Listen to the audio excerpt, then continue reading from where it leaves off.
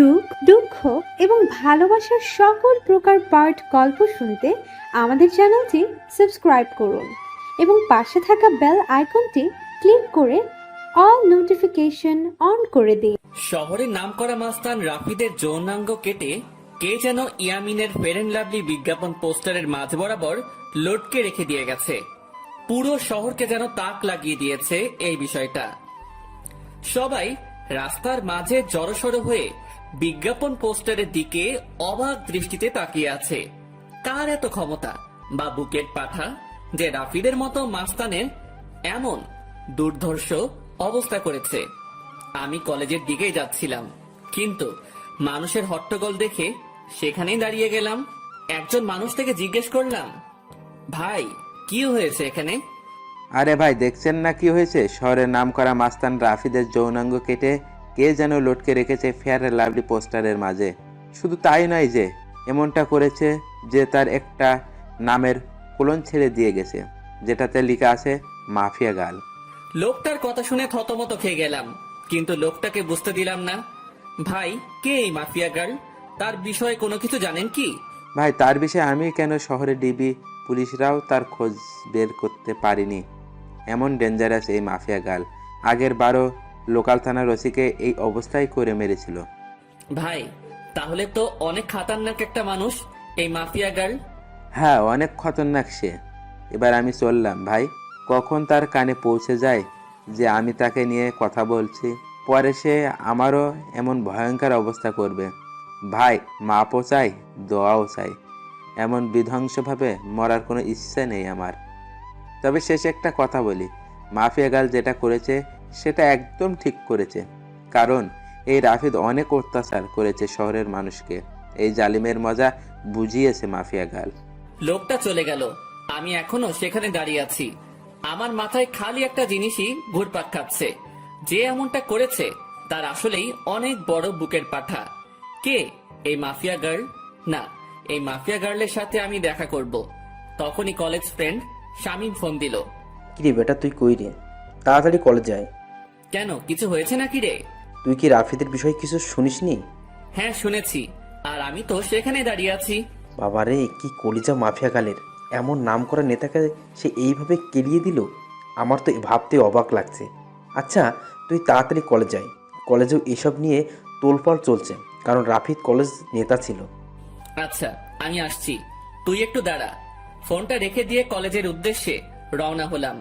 মাথায় এখনো মাফিয়া গার্লের বিষয়টা ঘুরপাক খাচ্ছে।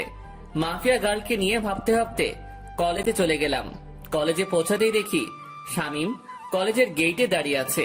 যাক, তুই এসেছিস, কিন্তু আজ নাকি ক্লাস হবে না রাফিদের বিষয়টার জন্য। কি এক আতঙ্ক লাগিয়ে দিল মাফিয়া গার্ল! আল্লাহ!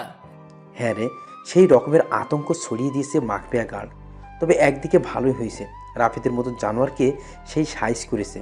অনেক উড়েছিল বেটা, এবার উড়াউড়ি বন্ধ হয়ে গেছে চিরতরে। এজন্য বলে বেশি উড়া ভালো না। হ্যাঁ, রাফিদ অনেক পাওয়ার দেখাতো কলেজে, একদম শিক্ষা দিয়ে দিয়েছে মাফিয়া গার্ল। আচ্ছা, বাদ দে এখন ওসব কথা। চল নদীর পাড়ে গিয়ে আড্ডা দিব।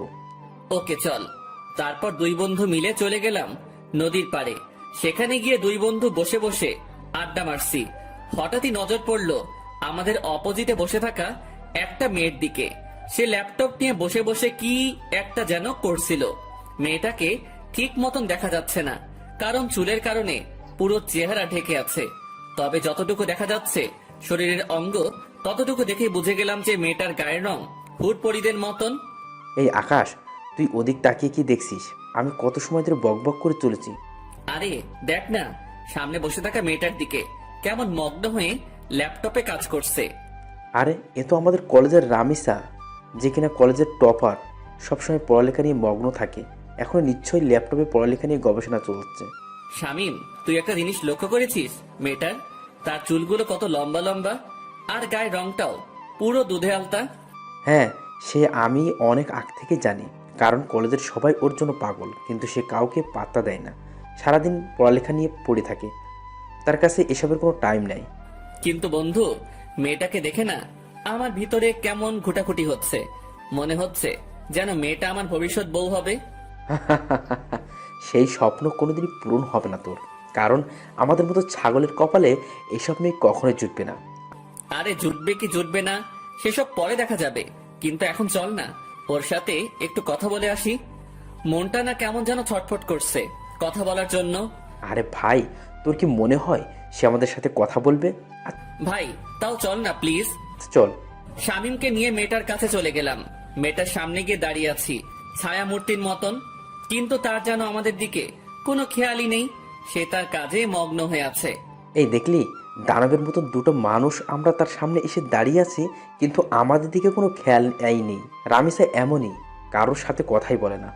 আরে চুপ থাক তো, আমি কথা বলছি, দেখতে থাক। আমি গলায় বড় করে কাশি দিলাম, কিন্তু মেয়েটার কোনো রেসপন্সই দেখতে পেলাম না। মেয়েটা এখনো তার কাজে মগ্ন। এবার শরম লজ্জা ভেঙে সোজা ডাক দিলাম, এই যে শুনছেন। মেয়েটা আমার ডাক শুনে ল্যাপটপ থেকে মাথা তুলে তাকালো। এতটা সময় মেয়েটার চেহারা দেখা যাচ্ছিল না, কিন্তু এখন সে আমাদের দিকে তাকানোই পুরো স্পষ্ট দেখা যাচ্ছে চেহারা। মেয়েটাকে দেখে পুরো শরীর ঠান্ডা হয়ে গেল আমার। ও আল্লাহ, এটা তো মেয়ে না, এটা তো পরিপালক থেকে ভুল করে নেমে আসা কোনো হুটপড়ি। জি বলুন।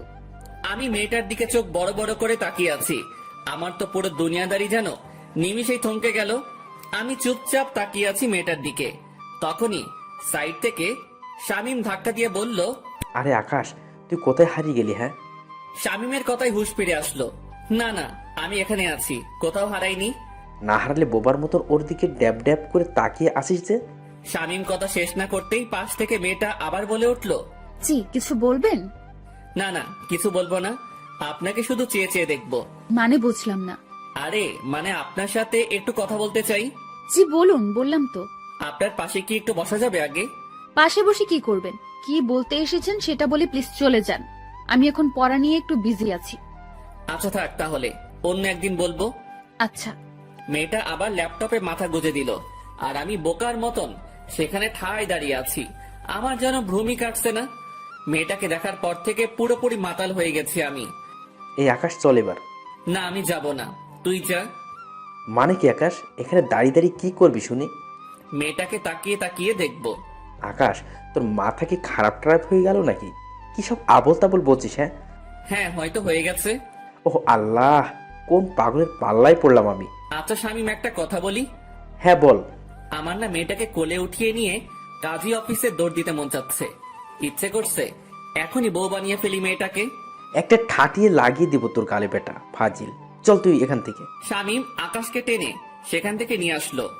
শামীম, এমনটা না করলেও পারতিস, আর একটু দেখতে দিলে কি হতো মেয়েটাকে। একদম চুপ তুই। কি সব পাগলামো শুরু করছিস আকাশ? মাথায় তার কি ছিঁড়ে গেছে নাকি তোর? হ্যাঁ, দেখ বেটা, তুই আমার মনের দুঃখ বুঝলি না। থাক তুই, আমি বাসায় গেলাম। শামীমকে ফেলে রেখে সেখান থেকে সোজা বাসায় চলে আসলাম। বাসায় এসে ব্যাগ রেখে ওয়াশরুমে চলে গেলাম। একটু পর ওয়াশরুম থেকে বের হয়ে না খেয়ে সোজা শুয়ে পড়লাম। মেয়েটাকে দেখার পর থেকে যেন খাওয়া দাওয়ার সমস্ত রুচি উঠে গেছে আমার। বিছানায় শুয়ে শুয়ে মেয়েটার কথা ভাবতে লাগলাম। মেয়েটাকে নিয়ে ভাবতে ভাবতে কখন যে ঘুমিয়ে গেছি আল্লাহ জানে। এক ঘুমে রাত হয়ে যায়, তাও ঘুম ভাঙেনি আমার। শামীম ফোন দিয়ে ঘুম ভাঙিয়েছে। আকাশ তুই কি করছিস রে? আরে ঘুমাচ্ছি। হ্যাঁ, এমনটাই করবি। এদিকে দুনিয়াদারি পুরো ধ্বংস হয়ে যাচ্ছে, আর তুই পরে পরে ঘুমাচ্ছিস বেটা বলদ। আরে কি হয়েছে? তাড়াতাড়ি ইউটিউব ওপেন কর। একটা চ্যানেল থেকে মাফিয়াকার লাইভ এসেছে, আমি তোকে লিংক দিয়ে দিচ্ছি। কি? তাড়াতাড়ি লাফ দিয়ে বিছানা ছেড়ে উঠে পড়লাম। তারপর ফোনের ডাটা অন করে শামীমের দেওয়া লিঙ্কটা থেকে ইউটিউবে প্রবেশ করলাম। ইউটিউবে প্রবেশ করতেই দেখি মাফিয়া গার্ল লাইভে এসেছে। চেহারা দেখা যাচ্ছে না, পুরো মুখ ঢাকা তার। আর তার থেকে বড় কথা, মেকানিক্যাল একটা অটো ভয়েস থেকে সে লাইভে এসেছে। দেখুন, সবার উদ্দেশ্য করেই বলছি, আমাকে ধরা তো দূরের কথা, সেসব কিছু নিয়ে চিন্তা করলেও ঘাট থেকে মস্তক আলাদা করে দিব আমি। আর আজকে লাইভে আসার উদ্দেশ্য হলো নেতা রাফিদের ব্যাপারে কিছু জানানোর আছে আপনাদেরকে। রাফিদ এখনো জীবিত, কিন্তু আজ তার শেষ দিন। আগামীকাল শহরের যে কোনো এক স্থানে রাফিদের লাশ আমি ফেলে রেখে যাব। তার লাশ উদ্ধার করে নিয়ে যাওয়ার অনুরোধ রইল ডিবি পুলিশের কাছে। আর সর্বশেষে আমি আবারও বলছি, মাফিয়া গার্লের সন্ধান কেউ করতে যাবেন না, তাহলে কিন্তু রক্তের বন্যা বয়ে যাবে দেশে। তারপর ধুম করে লাইভ কেটে দিল। মাফিয়া গার্লের সাহস দেখে শুধু অবাক হচ্ছি। না, মাফিয়া গার্লকে যে করেই হোক আমি খুঁজে বের করব। মাফিয়া গার্লের এই লাইভ মিনিটের মধ্যেই পুরো দেশে ভাইরাল হয়ে গেল। এক লাইভে যেন পুরো আতঙ্ক ছড়িয়ে গেল মানুষের মনে। সবার মুখে মুখে মাফিয়া গার্ল আর মাফিয়া গার্ল। কে এই মাফিয়া গার্ল? সবার একটাই প্রশ্ন। একটু পর চ্যানেল আর লাইভটা কেটে দিল মাফিয়া গার্ল। পুরো সবকিছু সে ভ্যানিশ করে দিয়েছে। পুরোপুরি উদাও হয়ে গেল সমস্ত কিছু। কিন্তু সবার মুখে মুখেই মাফিয়া গার্লের নাম ছড়িয়ে গেছে। ফেসবুক, টুইটার যেখানেই যাই সেখানেই মাফিয়া গার্ল নিয়ে পোস্ট। বাপরে বাপ, এটা কি মেয়ে নাকি মানুষরূপী কোনো চিতাবাঘ? আল্লাহ ভালো জানে। এসব নিয়ে ভাবতে ভাবতে আরো কিছু সময় চলে গেল। না, এসব নিয়ে এখন আর ভাবা চলবে না। আগে গিয়ে কিছু খেয়ে নেই। বিছানা ছেড়ে উঠে পড়লাম। তারপর হাত মুখে পানির ছিটা দিয়ে এসে কিছু খেয়ে নিয়ে আবারও ঘুমিয়ে পড়লাম। সকালবেলা ঘুম ভাঙলো ফোনের আওয়াজে। কে যেন কিছু একটা মেইল করেছে। ঘুমের ঘোরে ফোনটা হাতে নিয়ে মেইলটা ওপেন করলাম। দেখলাম একটা ভয়েস মেইল। ভয়েসটা প্লে করলাম। প্লে করতেই আমার পুরো হুঁশ উড়ে গেল। আমি এক লাফ দিয়ে সোজা বিছানা ছেড়ে উঠে দাঁড়িয়ে গেলাম। মাফিয়া গার্লের সেই ভয়ঙ্কর আওয়াজে কেউ আমায় মেইল করেছে। বৎস, আমার অস্তিত্ব তালাশ করতে চেও না। আমার অস্তিত্ব তালাশ করতে গেলে নিজের অস্তিত্বই হারিয়ে ফেলবে। ভয়েসটা শুনে থতমত খেয়ে গেলাম। এটা কি করে সম্ভব? মাফিয়া গার্ল আমায় ভয়েস মেইল করেছে। শুধু তাই নয়, আমি মাফিয়া গার্লের তালাশ করছি সেটা সে জানলো কি করে? বাপরে বাপ, কি ডেঞ্জারাস মেয়ে রে বাবা! আমায় মেইল করে শাসায়। মাথায় তো কিছুই কাজ করছে না ভয়েসটা শোনার পর থেকে। কিন্তু আমি তো থেমে থাকবো না। আমি মাফিয়া গার্লের খোঁজ বের করেই ছাড়বো। সে যত বড় মাফিয়াই হোক না কেন, আমি আকাশও কম না। চুপসে আছি বলে আমাকে ভয় পেতে হবে এমন কোনো কিছুই নয়। মাফিয়া গার্লও জানে না যে আমি কত বড় খেলোয়াড়। যেদিন আমি খেলতে নেমে যাব সেদিন এমন মাফিয়া গার্ল পথে পথে হোঁচট খেয়ে মরবে। এসব নিয়ে চিন্তা ভাবনা করছি। তখনই দেওয়াল ঘড়িটায় 9টা অ্যালার্ম বেজে উঠল। ও আল্লাহ, 9টা বেজে গেছে কখন? আমার তো কলেজ যেতে হবে। তাড়াতাড়ি বিছানা ছেড়ে উঠে পড়লাম। তারপর ফ্রেশ হয়ে হালকা পাতলা কিছু নাস্তা করে কলেজের উদ্দেশ্যে রওনা হলাম। হেঁটেই রওনা হয়েছি। আরে ধুর, আমার পরিচয় দিতে তো ভুলেই গেছি সবাইকে। চলেন পরিচয় পর্বটা শেষ করে ফেলি। আমি বরাবরের মতোই আকাশ, আপনাদের সাথে আছি। পড়াশোনার সুবাদে শহরে আলাদা বাসা নিয়ে থাকি। আর পুরো পরিবার, বাবা মা, ছোট বোন অন্য শহরে থাকে। আমি ইচ্ছা করেই এই কলেজে অ্যাডমিশন নিয়েছি। ইচ্ছা করে বলতে একটা রিজন আছে এই কলেজে অ্যাডমিশন নেওয়ার। সেটা গল্পের সাথে থাকলে জেনে যাবেন। সো এবার গল্পে ফেরা যাক। কলেজে পৌঁছে গেলাম। কলেজে পৌঁছতেই দেখি গতকালে সেই রামিসা মেয়েটা গাছতলায় বসে বসে বই একটা হাতে নিয়ে পড়ছে। কোনো কিছু না ভেবে মেয়েটার দিকে এগিয়ে গেলাম, কারণ এখনো ক্লাস শুরু হয়নি। আর ক্লাস হবে কিনা সেটাও সন্দেহ। মেয়েটার কাছে গিয়ে দাঁড়িয়ে আছি। মেয়ে আমায় দেখে আজ নিজ থেকে কথা বলল। কালকের বিষয়টা নিয়ে কিছু বলতে আসছেন বুঝি? না, তেমন কিছু না। মানে হ্যাঁ, মেয়েটার এমন ধারা কথা শুনে কি বলবো, সবটাই গুলিয়ে গেছে। তো বলুন। আচ্ছা, আপনার সাথে কি ফ্রেন্ডশিপ করা যাবে? না, ফ্রেন্ডশিপ করা যাবে না, কারণ আমি কোনো ছেলের সাথেই চলাফেরা করি না। প্লিজ না করিয়েন না। আমি কিন্তু একদম বাজে ছেলে না। তাও আমি পারবো না। তবে হ্যাঁ, পড়ালেখা নিয়ে টুকটাক কথা বলার প্রয়োজন হলে বলতে পারবেন। আচ্ছা ঠিক আছে। কিন্তু আপনাকে তো কলেজে নতুন মনে হচ্ছে। হ্যাঁ, আমি নতুন। 1 মাস আগে অ্যাডমিশন নিয়েছে এই কলেজে, অন্য কলেজ থেকে ট্রান্সফার হয়ে। তবে রেগুলার হয়েছি 1 সপ্তাহ হবে। কোন ইয়ারে অ্যাডমিশন নিয়েছেন? সেকেন্ড ইয়ারে। আপনি? ও, আপনিও তাহলে আমার সেম ক্লাস। তার মানে আপনিও সেকেন্ড ইয়ারে পড়েন? হ্যাঁ। আচ্ছা, এখন আমি একটু বিজি পড়া নিয়ে। আপনার সাথে পরে কথা হবে, কেমন? আচ্ছা ঠিক আছে, সে না হয় পরে কথা বলবো। কিন্তু একটা কথা, আমরা যেহেতু একই ইয়ারের, তাহলে তুমি করে বলা যায়। আমি আপনি ডেকে মজা পাই। আচ্ছা ঠিক আছে, যেমনটা আপনার মর্জি। সেখান থেকে চলে আসলাম।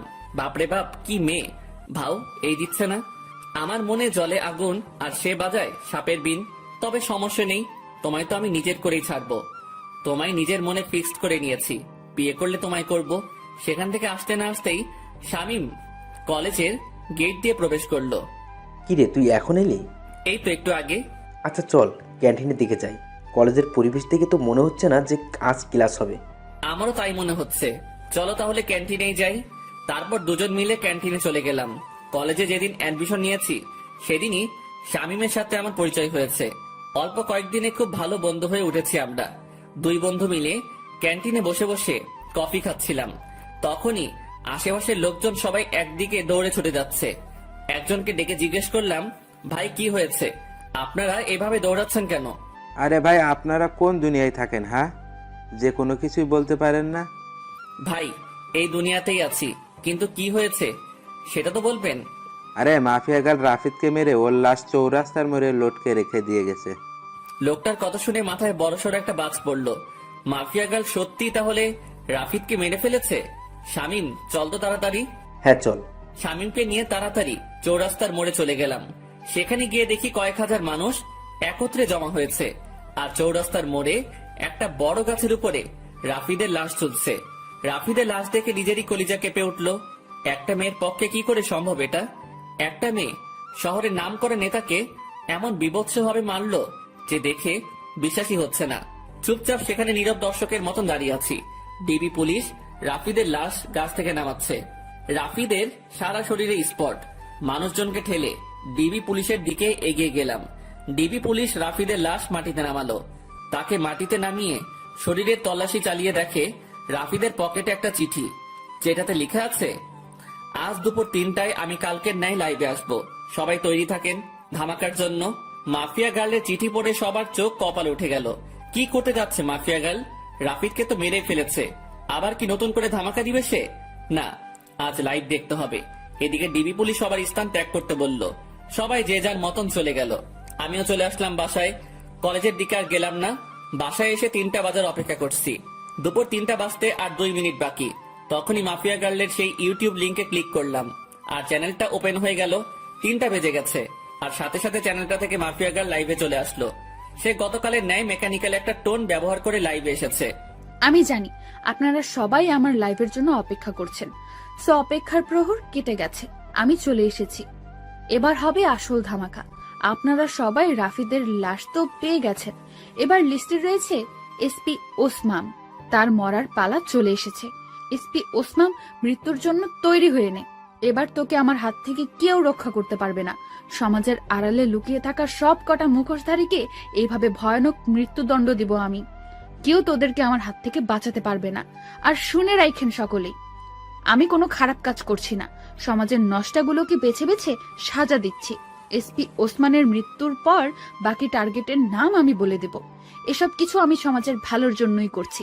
তবে হ্যাঁ, আমার পার্সোনাল একটা মাকসাদ আছে, সেটা হলো আমি আগুনের সাথে দেখা করতে চাই। এসব করে সে যেন নিজেই আমার কাজকর্ম দেখে আমার সাথে দেখা করে। যতদিন না সে আমার সাথে দেখা করবে ততদিন আমি এইরূপ কাজ করেই যাব। মাফিয়া গার্লের মুখে আগুন নামটা শুনে ভিতরে ছ্যাত করে উঠল। আল্লাহ, এ তো দেখি উল্টো চক্র। যেখানে মাফিয়া গার্লকে আমি খুঁজছি সেখানে সে উল্টো আগুনের তালাশ করছে। না, মাফিয়া গার্লের খোঁজ বের করতেই হবে, যে করে হোক না কেন। আমি মাফিয়া গার্লকে খুঁজে বের করবই। তবে আগে মাফিয়া গার্লের পরিশেষটা শুনি, সে কি বলতে চাই। আগুন, আপনি যেখানেই আছেন না কেন, আপনি যদি আমার তালাশ না করেন তাহলে এসব কোনোদিনও বন্ধ করব না আমি। একটা কোডিং দিয়ে গেলাম আমার 2244। এই কোডিংটা আপনি ছাড়া কেউ বুঝবে না, সো নিজেই আমার খোঁজ বের করুন। মাফিয়া গার্লের কোডিং শুনে আরো মাথা খারাপ হয়ে গেল। মাফিয়া গার্ল চাইছেটা কি? কিছুই তো মাথায় কাজ করছে না। সে আগুনের সাথে দেখা করতে চায়, তার উপরে আবার সে নিজের লিড কোড ইউজ করছে। মাথা তো পুরো কাজ করা বন্ধ করে দিয়েছে, আর কিছুই যেন ভাবতে পারছি না। মাথা পুরো জ্যাম হয়ে গিয়েছে। মাফিয়া গার্ল লাইভ কেটে দিয়ে বের হয়ে গিয়েছে। এদিকে আমার মাথায় প্যাটার্ন পড়ে গেছে, মস্তিষ্ক পুরো নিস্তেজ হয়ে গেছে আমার। না, আর না, আগে নিজেকে একটু রিল্যাক্স করি, পরে না হয় মাফিয়া গার্লকে নিয়ে ভাবা যাবে। ডাটা অফ করে দিয়ে শুয়ে পড়লাম। এখন একটু ঘুমাবো, পরে না হয় ঘুম থেকে উঠে বিষয়টা নিয়ে ভাবা যাবে। যেমন ভাবা তেমন কাজ, সব চিন্তা একপাশে রেখে ঘুমিয়ে পড়লাম। বিকাল বেলায় ঘুম থেকে উঠে বাহিরে চলে গেলাম। মাথা কেমন যেন ভারী হয়ে আছে। তাড়াতাড়ি কাকুর দোকানে যেতে হবে আমার, না হয় মাথা ঠিক হবে না। ওনার দোকানে গিয়ে চা খেয়ে আগে মাথা ঠিক করতে হবে। কাকুর দোকানে গিয়ে চায়ের অর্ডার করলাম। মাথার জ্যাম মোটামুটি ছুটেছে মনে হচ্ছে। চা খেয়ে শরীরটা চাঙ্গা লাগছে একটু। হ্যাঁ, এবার শান্ত মাথায় ভাবি মাফিয়া গার্লের কথা। আচ্ছা, মাফিয়া গার্ল আমার খোঁজ কেন করছে? কি চাই সে আমার কাছে? আর কেনই বা সে এসব কর্মকাণ্ড করছে? দেশে তো প্রশাসন আছে দুর্নীতিবাজদেরকে শাস্তি দেওয়ার জন্য, তারপরেও কেন মাফিয়া গার্ল আইনের বিপক্ষে যাচ্ছে? হাজারটা প্রশ্ন নিজেকে নিজে ছুড়ে মারলাম। এবার আমার শান্ত মস্তিষ্ক ধীরে ধীরে সব কয়টা প্রশ্নের উত্তর খোলাসা করতে লাগলো। দেখো, দেশে যে অবস্থা তা কোনোদিন শুধরাবে না। একটার পর একটা দুর্নীতিবাজ পয়দা হয়ে যাবে, কখনো তাদেরকে থামানো যাবে না। নিজের মনের উত্তরের সাথে মাফিয়া গালের কর্মকাণ্ডের জাজমেন্ট করলাম।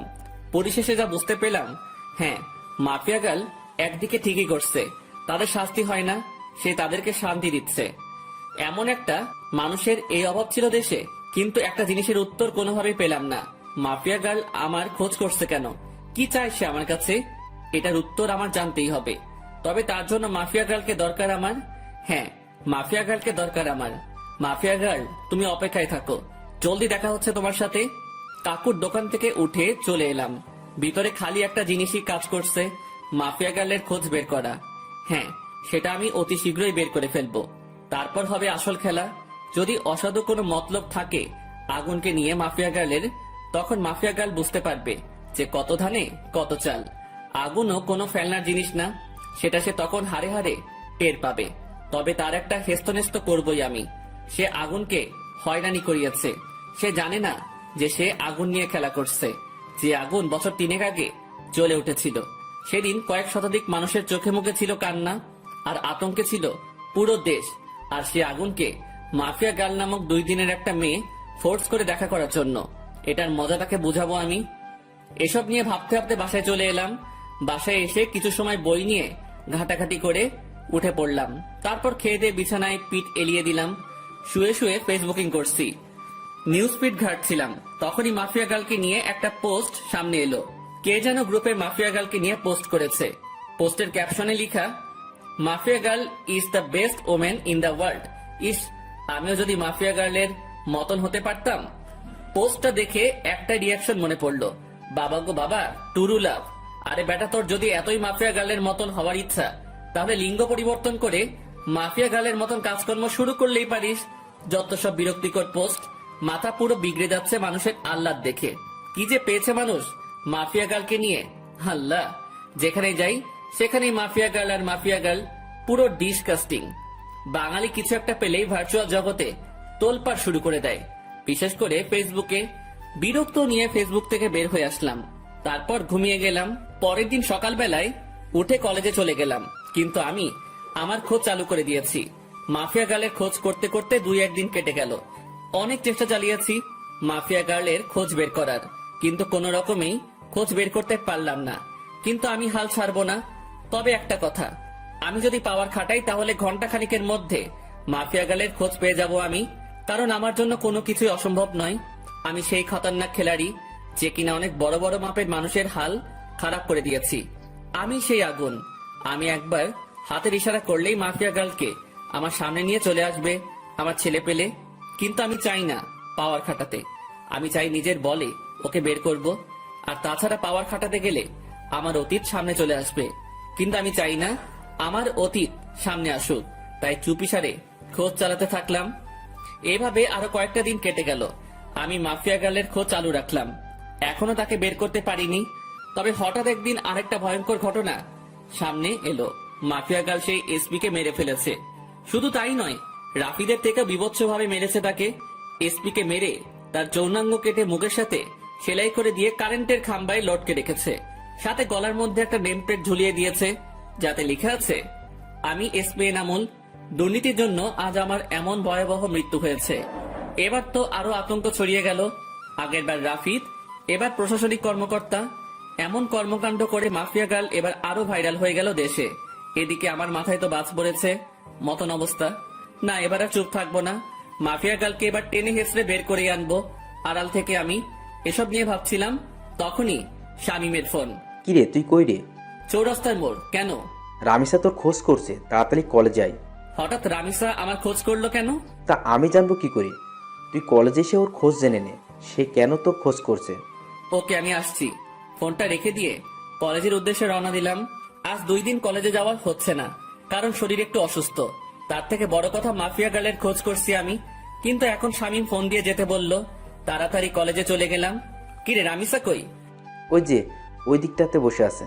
আচ্ছা, আমি দেখে আসছি কেন ডেকেছে সে। শামীমকে রেখে রামিসার কাছে চলে গেলাম। এই যে, কেন খোঁজ করেছো আমায়? কেন, আপনি জানেন না? আমি জানবো কি করে যে তুমি আমার কেন খোঁজ করেছো? আমাকে একটা অ্যাসাইনমেন্ট দেখিয়ে দিতে বলেছিলেন যে মনে নেই, সেটা আমি করে এনেছি বাসা থেকে। Oh my god, Ramisa sorry sorry sorry, আমি আসলে সত্যিই ভুলে গিয়েছিলাম জিনিসটা। পাঠকটা হয়তো ভাবছেন যে তাকে আমি কখন অ্যাসাইনমেন্ট দেখিয়ে দিতে বলেছি, আর তার সাথে আমার কথা হলো কি করে। আসলে হলো যে সে আমায় যখন বলেছে পড়াশোনার বিষয় নিয়ে চাইলে বন্ধুত্ব করতে পারে সে, তারপর তার সাথে আমি সেই রূপ বন্ধুত্ব করি। কারণ কোনো কিছু হতে হলে তার সাথে আগে মিশতে হবে আমাকে, তাই আমি পড়াশোনার বাহানা দিয়ে তার সাথে মিশেছি। অনেক কষ্ট হয়েছে তার সাথে মিশতে, শুরুতে তো রাজি হয়নি, পরে পড়াশোনার বুঝিয়ে নেওয়ার বাহানা করে মিশেছি। এই যে কি হলো, চুপ হয়ে গেলেন যে? আরে না, তেমন কিছু না। আচ্ছা নেন খাতাটা, এটার মধ্যে আমি করে দিয়েছি। অনেক অনেক ধন্যবাদ রামিসা।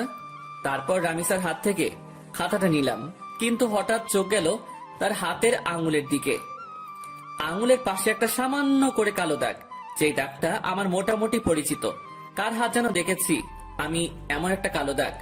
দেবাঙ্গে প্রেসার দিলাম, তখনই মনে পড়লো মাফিয়া গার্ল যখন লাইভে এসেছিল তখন তার হাতেও এমন একটা কালো দাগ ছিল।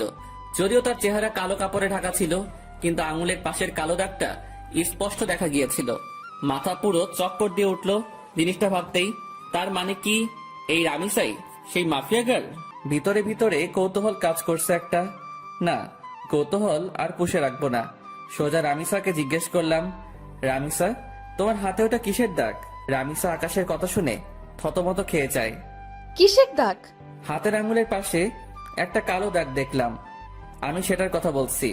আমার কথা শুনে রামিসা কেমন যেন ঘাবড়ে গেল। না না, ওটা কিছু না, এমনিতেই চোট লেগেছিল ছোট থাকতে আমার, তখন এই আঙ্গুলের পাশে কালো স্পটটা পড়েছে। ও, কিন্তু দাগটা না আমার বেশ পরিচিত। আরে কি বলছেন এসব? হ্যাঁ, আমার হাতের স্পট আপনার পরিচিত হবে কি করে? আপনার কি মাথা গেছে নাকি? হ্যাঁ না, মাথা যায়নি। আচ্ছা থাক, বাদ দাও এখন এসব কথা। এখন ওঠা যাক, কারণ অ্যাসাইনমেন্ট করে দিয়েছো, সেটা বাসায় গিয়ে খাতায় উঠাতে হবে। আচ্ছা ঠিক আছে, আপনি যান, আমি আরো কিছু সময় এখানেই বসে পড়বো। আচ্ছা। তারপর সেখান থেকে চলে এলাম, কিন্তু মনের ভিতর কেমন যেন একটা খটকা লাগছে। মাফিয়া গার্লের হাতে যেমন কালো দাগ, ঠিক তেমন কালো দাগ রামিসার হাতে। এটা কি করে সম্ভব? আর তাছাড়া রামিসার সাথে কথা বলার সময় লক্ষ্য করেছি সে কেমন যেন ঘাবড়েছিল। সে যদি সত্যি মাফিয়া গার্ল না হয় তাহলে ঘাবড়েছিল কেন? দূর, মাথায় কিছুই কাজ করছে না। না, এসব নিয়ে আর ভাবতে পারছি না। এবার আড়াল থেকেই মাফিয়া গার্লের তালাশ করব। এসব নিয়ে ভাবতে ভাবতে হাঁটছিলাম, তখনই শামীম ডাক দিল। সে আমার জন্য গেটের সামনে দাঁড়িয়ে অপেক্ষা করছিল। কি রে, কেন ডেকেছে রামিসা তোকে? আরে, অ্যাসাইনমেন্ট করার কাজে সাহায্য চেয়েছিলাম, সে সেটা বাসা থেকে করে এনেছে আমার জন্য, সেটাই দিতে ডেকেছিল। ও ভালো, কিন্তু আকাশ, আমার না একটা জিনিস খটকা লাগে। মেয়েটা কেমন যেন অদ্ভুত, কেমন সারাদিন পড়ালেখা নিয়ে ডুবে থাকে, কারোর সাথে তেমন মেশে না, সবসময় একা একা থাকে। কিন্তু এটার রিজন কি? এটার পিছনে হয়তো বড় কোনো রহস্য লুকিয়ে আছে। কারণ দেখ, যারা সবসময় চুপচাপ থাকে তারাই কিন্তু পরবর্তীতে গিয়ে ক্রিমিনাল বের হয়। হ্যাঁ, আমারও খটকা লাগে জিনিসটা নিয়ে, তবে আমরা পজিটিভ ভাবে নিলেই পারি। হয়তোবা সেই জীবনে অনেক বড় ধাক্কা খেয়েছে, তাই এমন নিশ্চুপ হয়ে গেছে। হ্যাঁ, হতেই পারে। আচ্ছা ছাড় এখন এসব কথা, চল বাসার দিকে রওনা দিই। ওকে চল। শামীমের সাথে কথা বলে বাসায় চলে গেলাম। সে তার বাসায় গিয়েছে, আর আমি আমার বাসায়। বাসায় এসে ফ্রেশ হয়ে খেয়ে নিলাম। হোটেলের বয় এসে খাবার রেখে দিয়ে চলে গেছে। খেয়ে দিয়ে বিছানায় গা এলিয়ে দিলাম। ফোনটা হাতে নিয়ে ডাটা অন করলাম, ফেসবুকিং করব একটু। কিন্তু অবাক কাণ্ডটা তখনই ঘটলো যখন আমি ফেসবুক অ্যাপসটাতে প্রবেশ করলাম। আমার ফেসবুক অ্যাকাউন্ট অন্য কেউ কন্ট্রোলে নিয়ে নিয়েছে, তবে আমি ফেসবুকে প্রবেশ করলাম ইজিলি ভাবে। আমার অ্যাকাউন্ট অন্য কারো কন্ট্রোলে, সেটা শিওর হলাম মেসেঞ্জার দেখে। আমার নিজের ইনবক্সে অটোমেটিক মেসেজ আসছে। কি রে, অনেক উড়াউড়ি করছিস মনে হয়। মানে বুঝলাম না, আপনি কে আর আমার আইডি কেন হ্যাক করেছেন? আমি কে সেটা আমার কথা শুনেই বুঝে যাবি। আর আইডি হ্যাক করেছি তোর 12টা বাজাতে। মানে আমি আপনার কি ক্ষতি করেছি যে আপনি আমার 12টা বাজাতে আমার আইডি হ্যাক করেছেন? তুই আমার পিছু কেন লেগেছিস? কি মনে করিস তুই নিজেকে? হ্যাঁ, লুকিয়ে খুঁজে বের করে ফেলবি? এত সহজ সবকিছু? কথা শুনে বুঝতে বাকি নাই যে মাফিয়া গার্ল আমার অ্যাকাউন্ট হ্যাক করে নিজের আয়ত্তে নিয়ে নিয়েছে। তাড়াতাড়ি সেটিংসে চলে গেলাম। সেখানে গিয়ে ইনফরমেশন চেক করে দেখি আমার সমস্ত কিছু মাফিয়া গার্ল পরিবর্তন করে ফেলেছে। নাম্বার, জিমেল সবকিছু পরিবর্তন করে নিজের মেইল বসিয়ে দিয়েছে। আরে সেটিং এ গিয়ে কোনো লাভ নাই, সবকিছু আমার আয়ত্তে। তোর অ্যাকাউন্ট পুরোপুরি ভাবে হ্যাক করে নিয়েছি আমি। তাহলে আমি আইডিতে প্রবেশ করলাম কি করে? আমি চেয়েছি তাই তুই প্রবেশ করতে পেরেছিস, কারণ আমি সবকিছু পরিবর্তন করলেও CLI লগ আউট মারিনি, তাই তুই প্রবেশ করতে পেরেছিস। মানেননি কেন? কারণ আমি চেয়েছিলাম তোর সাথে কথা বলবো, তাই তোর আইডি আয়ত্তে নিয়ে তোর নিজের ইনবক্সেই তোর সাথে কথা বলছি। এত ওরা ভালো না, মাথায় রাখবেন। যেই পাখির ডানা বেশি বড় হয়ে যায় সেই পাখির উঠতে সমস্যা হয়। উঠছিস তো তুই নিজে, তুই আমার খোঁজ করতে উঠে পড়ে কেন লেগেছিস? কি মরার শখ গজিয়েছে? অসাধারণ জোকস, হাসি আসলো আপনার কথা শুনে। হাসি বের করে দিব, টেনশন নিস না।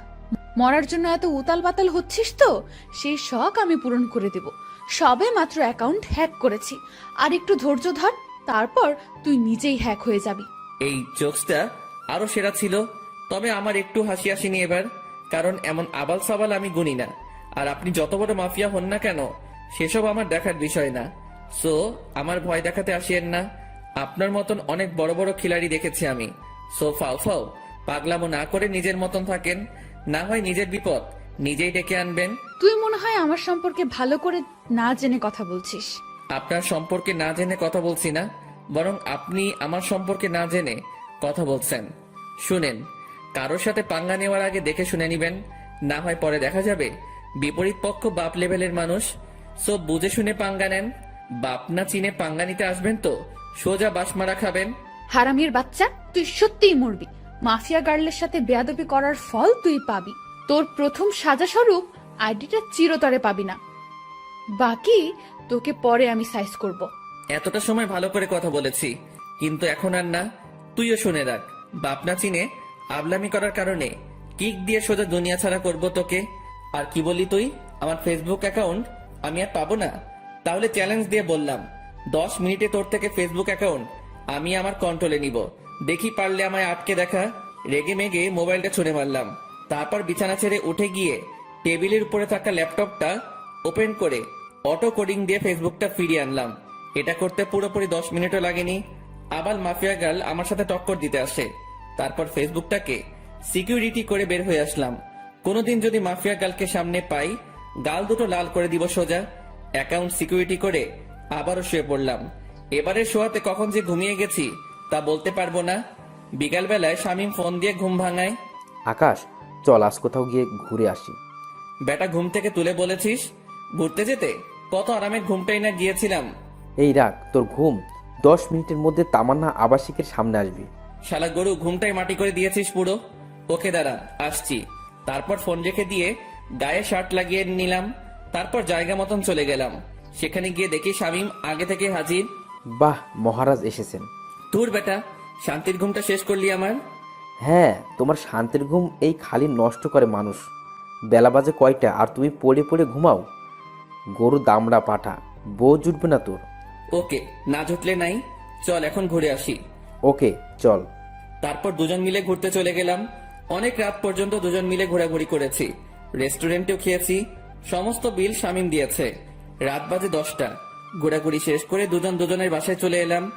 বাসায় এসে হাত মুখ ধুয়ে ফ্রেশ হয়ে শুয়ে পড়লাম। শরীর অনেক ক্লান্ত, তাই শুতেই ঘুমিয়ে গেছি। সকালবেলায় ঘুম থেকে উঠে রেডি হয়ে কলেজে চলে গেলাম। কলেজে গিয়ে দেখি গেটের মধ্যে রামিসা দাঁড়িয়ে আছে। সে আমাকে দেখতে পেয়ে, যাক, ভালোই হয়েছে, চলেন আমার সাথে, আমার কিছু কথা আছে। বাহ, আজ সূর্য কোন দিকে উঠেছে? আচ্ছা চলো। দুজনে একপাশে চলে গেলাম। হ্যাঁ, এবার বলো। আমি আপনার সাথে বন্ধুত্ব করতে চাই। রামিসার কথা শুনে সত্যি মনে হচ্ছে সূর্য আজ উল্টো দিকে ধরে উঠেছে। এই এই কি হয়েছে বলো তো?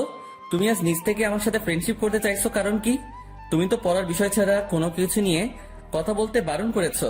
দেখুন, আসলে আমার জীবনে অনেক বড় একটা ধাক্কা খেয়েছি আমি, তাই কাউকেই আর বিশ্বাস করতে পারি না আমি। অনেক ভয় হয় আমার, কিন্তু আপনাকে আমার অনেক বিশ্বাস হয়, তাই আমি আপনার সাথে বন্ধুত্ব করতে চাই। কি নিয়ে ধাক্কা খেয়েছো? তা না হয় পরে কোনো একদিন বলবো না। এখন কি বন্ধুত্ব করবেন আমার সাথে? আচ্ছা। আচ্ছা মানে কি ধরে নিব আমি? বন্ধুত্ব করেছেন? হ্যাঁ, কিন্তু তাহলে তুমি আমায় আপনি বলতে পারবে না? তুমি করে বলতে হবে। ওকে, আপনি বলবো না, তুমি করেই বলবো। রামিসার সাথে বন্ধুত্ব হয়ে কি যে খুশি লাগছে তা বলে বোঝাতে পারবো না, কারণ ভালোবাসার প্রথম ধাপ বন্ধুত্ব। রামিসার সাথে আমার সেটাই হয়েছে। এর মাঝে কয়েকটা দিন কেটে গেছে, ধীরে ধীরে দুজনের বন্ধুত্ব আরো গভীর হয়ে গেল। দুজন দুজনের অনেকটা ক্লোজ চলে এসেছি। সে আমার সাথে বন্ধুর মতোই আচরণ করে, কিন্তু আমার আচরণে তাকে যে আমি ভালোবাসি সেটা তাকে বোঝানোর ট্রাই করি। তবে সবকিছুর ভিড়ে মাফিয়া গার্ল আমার মন থেকে সরেনি। তাকে এখনো খোঁজ করে বেড়াচ্ছি আমি, কিন্তু কোনো খোঁজই পাইনি তার। তবে রামিসাকে আমার কিছুটা সন্দেহ হয়, কারণ তার হাতের কালো দাগটা মাফিয়া গার্লের সাথে মিলে। কিন্তু তাকে কখনো আমি কিছু জিজ্ঞেস করিনি, কারণ সে যদি না হয় পরে আরেক বিপাকে পড়তে হবে আমাকে। তবে যেদিন সত্যি মাফিয়া গার্লের খোঁজ পাবো সেদিন তাকে ধরবো। সেটা যদি রামিসাও হয় তাহলেও তাকে ধরবো। এভাবেই দিন কাটতে থাকে। একদিন সকালবেলা ঘুম থেকে উঠে কলেজে যাওয়ার জন্য ফ্রেশ হচ্ছি। ব্রাশ হাতে নিয়ে ওয়াশরুমে দাঁড়িয়ে দাঁড়িয়ে দাঁত ব্রাশ করছিলাম। হঠাৎই ওয়াশরুমের আয়নায় কিছু একটা চোখে পড়লো। ভালো করে লক্ষ্য করে দেখলাম আমার পিছন বরাবর মাস্ক পরে কেউ একজন দাঁড়িয়ে আছে। মাস্ক আর চেহারার আকৃতি দেখে বুঝতে বাকি রইল না আমার যে আমার পিছনে মাফিয়া গার্ল দাঁড়িয়ে আছে। আজ মাফিয়া গার্লের শেষ দিন, কেমন ঘটিয়ে দিব আজ মাফিয়া গার্লের। সাথে সাথে ঘাড় ঘুরিয়ে পিছনে তাকালাম, কিন্তু অবাক করা বিষয়, পিছনে কাউকে দেখতে পেলাম না। মিনিটের মধ্যে মাফিয়া গার্ল যেন কোথায় হাওয়া হয়ে গেল। কিরে, গেল কোথায় সে? সারা ওয়াশরুম চোখ বুলিয়ে দেখতে লাগলাম, কিন্তু কোথাও মাফিয়া গার্লকে দেখতে পেলাম না। মিনিটের মধ্যে কোথাও উদা হয়ে গেলাম মাফিয়া গার্ল। মাথায় তো কিছু খেলছে না। চার দেওয়ালের মাঝ থেকে হাওয়া কি করে হয়ে গেল সে? মাফিয়া গার্ল কি সত্যি এখানে এসেছিল, না আমি চোখে ধাঁধা খেয়েছি? নিজেকে চিমটি কেটে দেখলাম, না সত্যি তো এখানে কেউ নাই। তার মানে আমি ধাঁধা খেয়েছি। ওফ আল্লাহ, এই মাফিয়া গার্লকে যে আমি কি করব তা আমি নিজেও জানি না। খালি সময়ের অপেক্ষায় আছি, সময়টা হোক একবার। তারপর তাড়াতাড়ি ফ্রেশ হয়ে বের হয়ে এলাম ওয়াশরুম থেকে। তারপর নাস্তা করে কলেজের উদ্দেশ্যে রওনা হলাম। কলেজে পৌঁছে রামিসার সাথে ক্লাসে চলে গেলাম। শামীম আজ কেন জানি কলেজে আসেনি। আমি আর রামিসা ক্লাস শেষ করে আড্ডা দিতে বসলাম একটা নির্জন জায়গায়। আচ্ছা আকাশ, তোমায় একটা কথা বলি আমি। হ্যাঁ বলো। আচ্ছা, কোনোদিন যদি আমার সম্পর্কে এমন কোনো কিছু শোনো তুমি, যেটা তুমি কোনোদিন আমার থেকে এক্সপেক্ট করনি। মানে কি, বুঝলাম না। আরে তেমন কিছু না, এমনিই বলো, যে তখন তোমার রিয়েকশন কেমন হবে। অবাক করা কোনো কিছু শুনলে তো অবাকই হব, কিন্তু কি শুনবো সেটা তো বলো। আরে বললাম তো তেমন কিছু না, এমনি মনে হলো কথাটা মনের মধ্যে, তাই জিজ্ঞেস করলাম। রামিসা, তোমায় একটা কথা বলি প্লিজ। আমার থেকে কখনো কোনো কথা লুকিও না তুমি, কারণ তুমি জানো না যে তোমার জন্য আমার মনে কতটুকু জায়গা রয়েছে। না, লুকাবো না কোনো কথা। আচ্ছা রামিসা, আরেকটা কথা, আমি চাই তুমি আমার সাথে সারা জীবন থাকো। সারা জীবন কি করে থাকবো? আজ না হয় একই সাথে পড়ি দেখে এতটা মিল মহব্বত, কিন্তু একদিন না একদিন তো ছেড়ে যেতেই হবে। রামিসার কথা শুনে কলিজাটা মোচড় মেরে উঠল। আমি যেন কথাটা শোনার জন্য প্রস্তুত ছিলাম না। না, যত যাই হোক, রামিসা আমায় ছেড়ে যেতে পারে না। আমি আমার জীবনের বিনিময় হলেও তাকে আটকে রাখবো আমার কাছে। খপ করে রামিসার হাত চেপে ধরলাম। আই আকাশ, কি করছো কি? রামিসা, না, তুমি আমায় ছেড়ে কখনো কোথাও যাবে না। আমি তোমায় কোথাও যেতে দিব না। যেদিন তোমায় প্রথম দেখি সেদিনই ভালোবেসে ফেলি তোমায়। প্লিজ, তুমি আমায় ছেড়ে কোথাও যাবে না। আই আকাশ, তোমার কি মাথা টাথা খারাপ হয়ে গেল নাকি? কি সব আবল তাবল বকতেছো? না, আমার মাথা খারাপ হয়নি। Ramisa, I love you. আমি তোমায় সত্যি অনেক বেশি ভালোবাসি। আকাশ, তোমার সত্যিই মাথা খারাপ হয়ে গেছে। তুমি আমার ব্যাপারে কোনো কিছুই জানো না, তা না জেনেও পাগলামি করছো। যখন সবটা জানবে তখন তুমি আমার চেহারাও দেখতে চাইবে না। না, আমি এত কিছু শুনতে চাই না। আমি ব্যাস তোমাকে চাই, আর কিছু দেখার সময় নেই আমার। আকাশ, আমায় তুমি ক্ষমা করো, আমি তোমাকে ভালোবাসতে পারবো না। তবে হ্যাঁ, তোমার ব্যাপার নিয়ে ভেবে দেখব। যদি মন থেকে কোনো সাড়া পাই তাহলে হ্যাঁ করব তোমাকে, কিন্তু আমার মনে হয় না যে আমার মন হ্যাঁ করবে, কারণ আমার জীবনের অনেক বড় একটা মাকসাদ আছে। আমার ফোকাস শুধু সেটা নিয়ে। এর মধ্যে নতুন করে প্রেম ভালোবাসার জন্ম নেবে না কখনো। রামিসা কি সব মাকসাদের কথা বলছে, কিন্তু আমার তো তাকে চাই, শুধুই তাকে চাই। না, আমি রামিসাকে নিজের করেই ছাড়বো, সেটা যে কোনো কিছু বিনিময়ে হোক। দরকার হয় আমার পুরনো রূপ ধারণ করব, তাও আমি রামিসাকে নিজের করে ছাড়বো। রামিসা, তোমার যত সময় লাগে তুমি নাও, তাও প্লিজ আমার তোমাকেই চাই। আকাশ, আমি বললাম তো আমি ভেবে দেখব। প্লিজ এমন পাগলামো করো না। আচ্ছা ঠিক আছে। হ্যাঁ চলো এবার উঠা যাক, অনেকটা সময় হয়েছে, বাসায় যাওয়া দরকার। হ্যাঁ চলো। তারপর রামিসাকে বিদায় দিয়ে বাসায় চলে আসলাম। বাসায় এসে ফ্রেশ হয়ে খেয়ে দিয়ে নিত্যদিনের রুটিন ফ্লো করলাম। শুয়ে শুয়ে কিছুটা সময় ফেসবুকিং করব, তারপর ঘুমিয়ে পড়ব। আজকেও একটা অবাক করা কাণ্ড ঘটলো ফেসবুকে ঢোকার সাথে সাথে। আজকে মাফিয়া গার্ল আমার ফেসবুক অ্যাকাউন্ট হ্যাক করার চেষ্টা করেছে, কিন্তু করতে পারিনি, কারণ আমি টাইট সিকিউরিটি করে রেখেছি। কারোর বাপের সাধ্য নাই যে আমার অ্যাকাউন্ট হ্যাক করবে এখন। তৎক্ষণাৎ একটা মেইল আসলো মাফিয়া গার্ল নামক একটা ব্ল্যাঙ্ক জিমেইল থেকে। নিজেকে অনেক বড় কিছু ভাবিস তুই, আমিও দেখব তুই কতদিন নিজেকে গুটিয়ে রাখতে পারিস। মেইলটা দেখে চরম লেভেলের মেজাজ খারাপ হয়ে গেল। ইচ্ছে করছে মাফিয়া গার্লকে ধরে এনে কানের নিচে কয়েকটা লাগিয়ে দেই, কিন্তু তাকে পাবো কোথায়? তার কোনো ইনফরমেশনই তো আমার কাছে নেই। এদিকে রাগের মাত্রা আরো দ্বিগুণ হয়ে গেল। দাঁড়া, আজ তোর 12টা বাজাচ্ছি, এমন গালি দিব তোকে তুই নিজে এসেই আমার কাছে ধরা দিবি। মাফিয়া গার্লের সেই জিমেলটাতে ক্লিক করলাম। জিমেলটাতে ক্লিক করতে সেটা উধাও হয়ে গেল, এরর দেখাচ্ছে। জিমেলটাতে ক্লিক করার পর আমার বুঝতে বাকি নেই যে সে আমায় ব্ল্যাঙ্ক জিমেল থেকে মেইল করেছে, যেটা মিনিট কয়েকের মধ্যে এরর হয়ে যায়। এটা দেখে আরো রাগ উঠে গেল। এবার আর নিজেকে কন্ট্রোল করে রাখতে পারলাম না, সাথে সাথে নিলয়কে ফোন দিলাম। হ্যাঁ ভাই বলেন। কাল সকালের আগে মাফিয়া গার্লের ডিটেলস এনে দিবি আমায়। ভাই এই কাজটা আমার দ্বারা হবে কিনা জানি না, তবে আমি আমার সবটা দিয়ে ট্রাই করব। আমি পারিসনি এই শব্দটি শুনতে চাই না, আমার মাফিয়া গার্লের ডিটেলস চাই, ওর রক্ত চুষবো আমি। তারপর ফোনটা রেখে দিলাম। মাফিয়া গার্ল এবার পালিয়ে যাবি কোথায় সেটা আমিও দেখব। তারপর সারা শরীর ভরা রাগ নিয়ে ঘুমিয়ে পড়লাম। বিকেল বেলায় ঘুম থেকে উঠে ফ্রেশ হয়ে কাকুর দোকানে চলে এলাম। কাকুর দোকানে বসে চা খাচ্ছি, তখনই পাশের কয়েকজন মানুষ বসে আলোচনা করছিল। আজ মাফিয়া গার্ল নাকি আবার লাইভে এসেছিল। লাইভে এসে শহরের নামকরা পলিটিশিয়ান ওবায়দুলকে নেক্সট টার্গেট বলে ঘোষণা করেছে। শুধু তাই নয়, আজও নাকি সে আগুনকে একটা মেসেজ দিয়েছে। আগুন যদি অতি শীঘ্রই তার সাথে যোগাযোগ না করে, তাহলে সে শহরের সব কয়টা দুর্নীতিবাজকে একে একে মেরে ফেলবে। লোকগুলোর মুখে এসব শুনে মাথায় তো পুরো বাজ পড়েছে মতো অবস্থা। মাফিয়া গার্ল লাইভে এসে এত কিছু বলে গেল, অথচ আমি ঘুমিয়ে পুরো দুনিয়াদারি লাঠে উঠিয়ে দিয়েছি। না, এবার তো কোনো হ্যাস্ত করতে হবে, কারণ আমার জানা মতে ওবায়দুল তো কোনো খারাপ পলিটিশিয়ান না। তাকে কেন টার্গেট বানিয়েছে সে?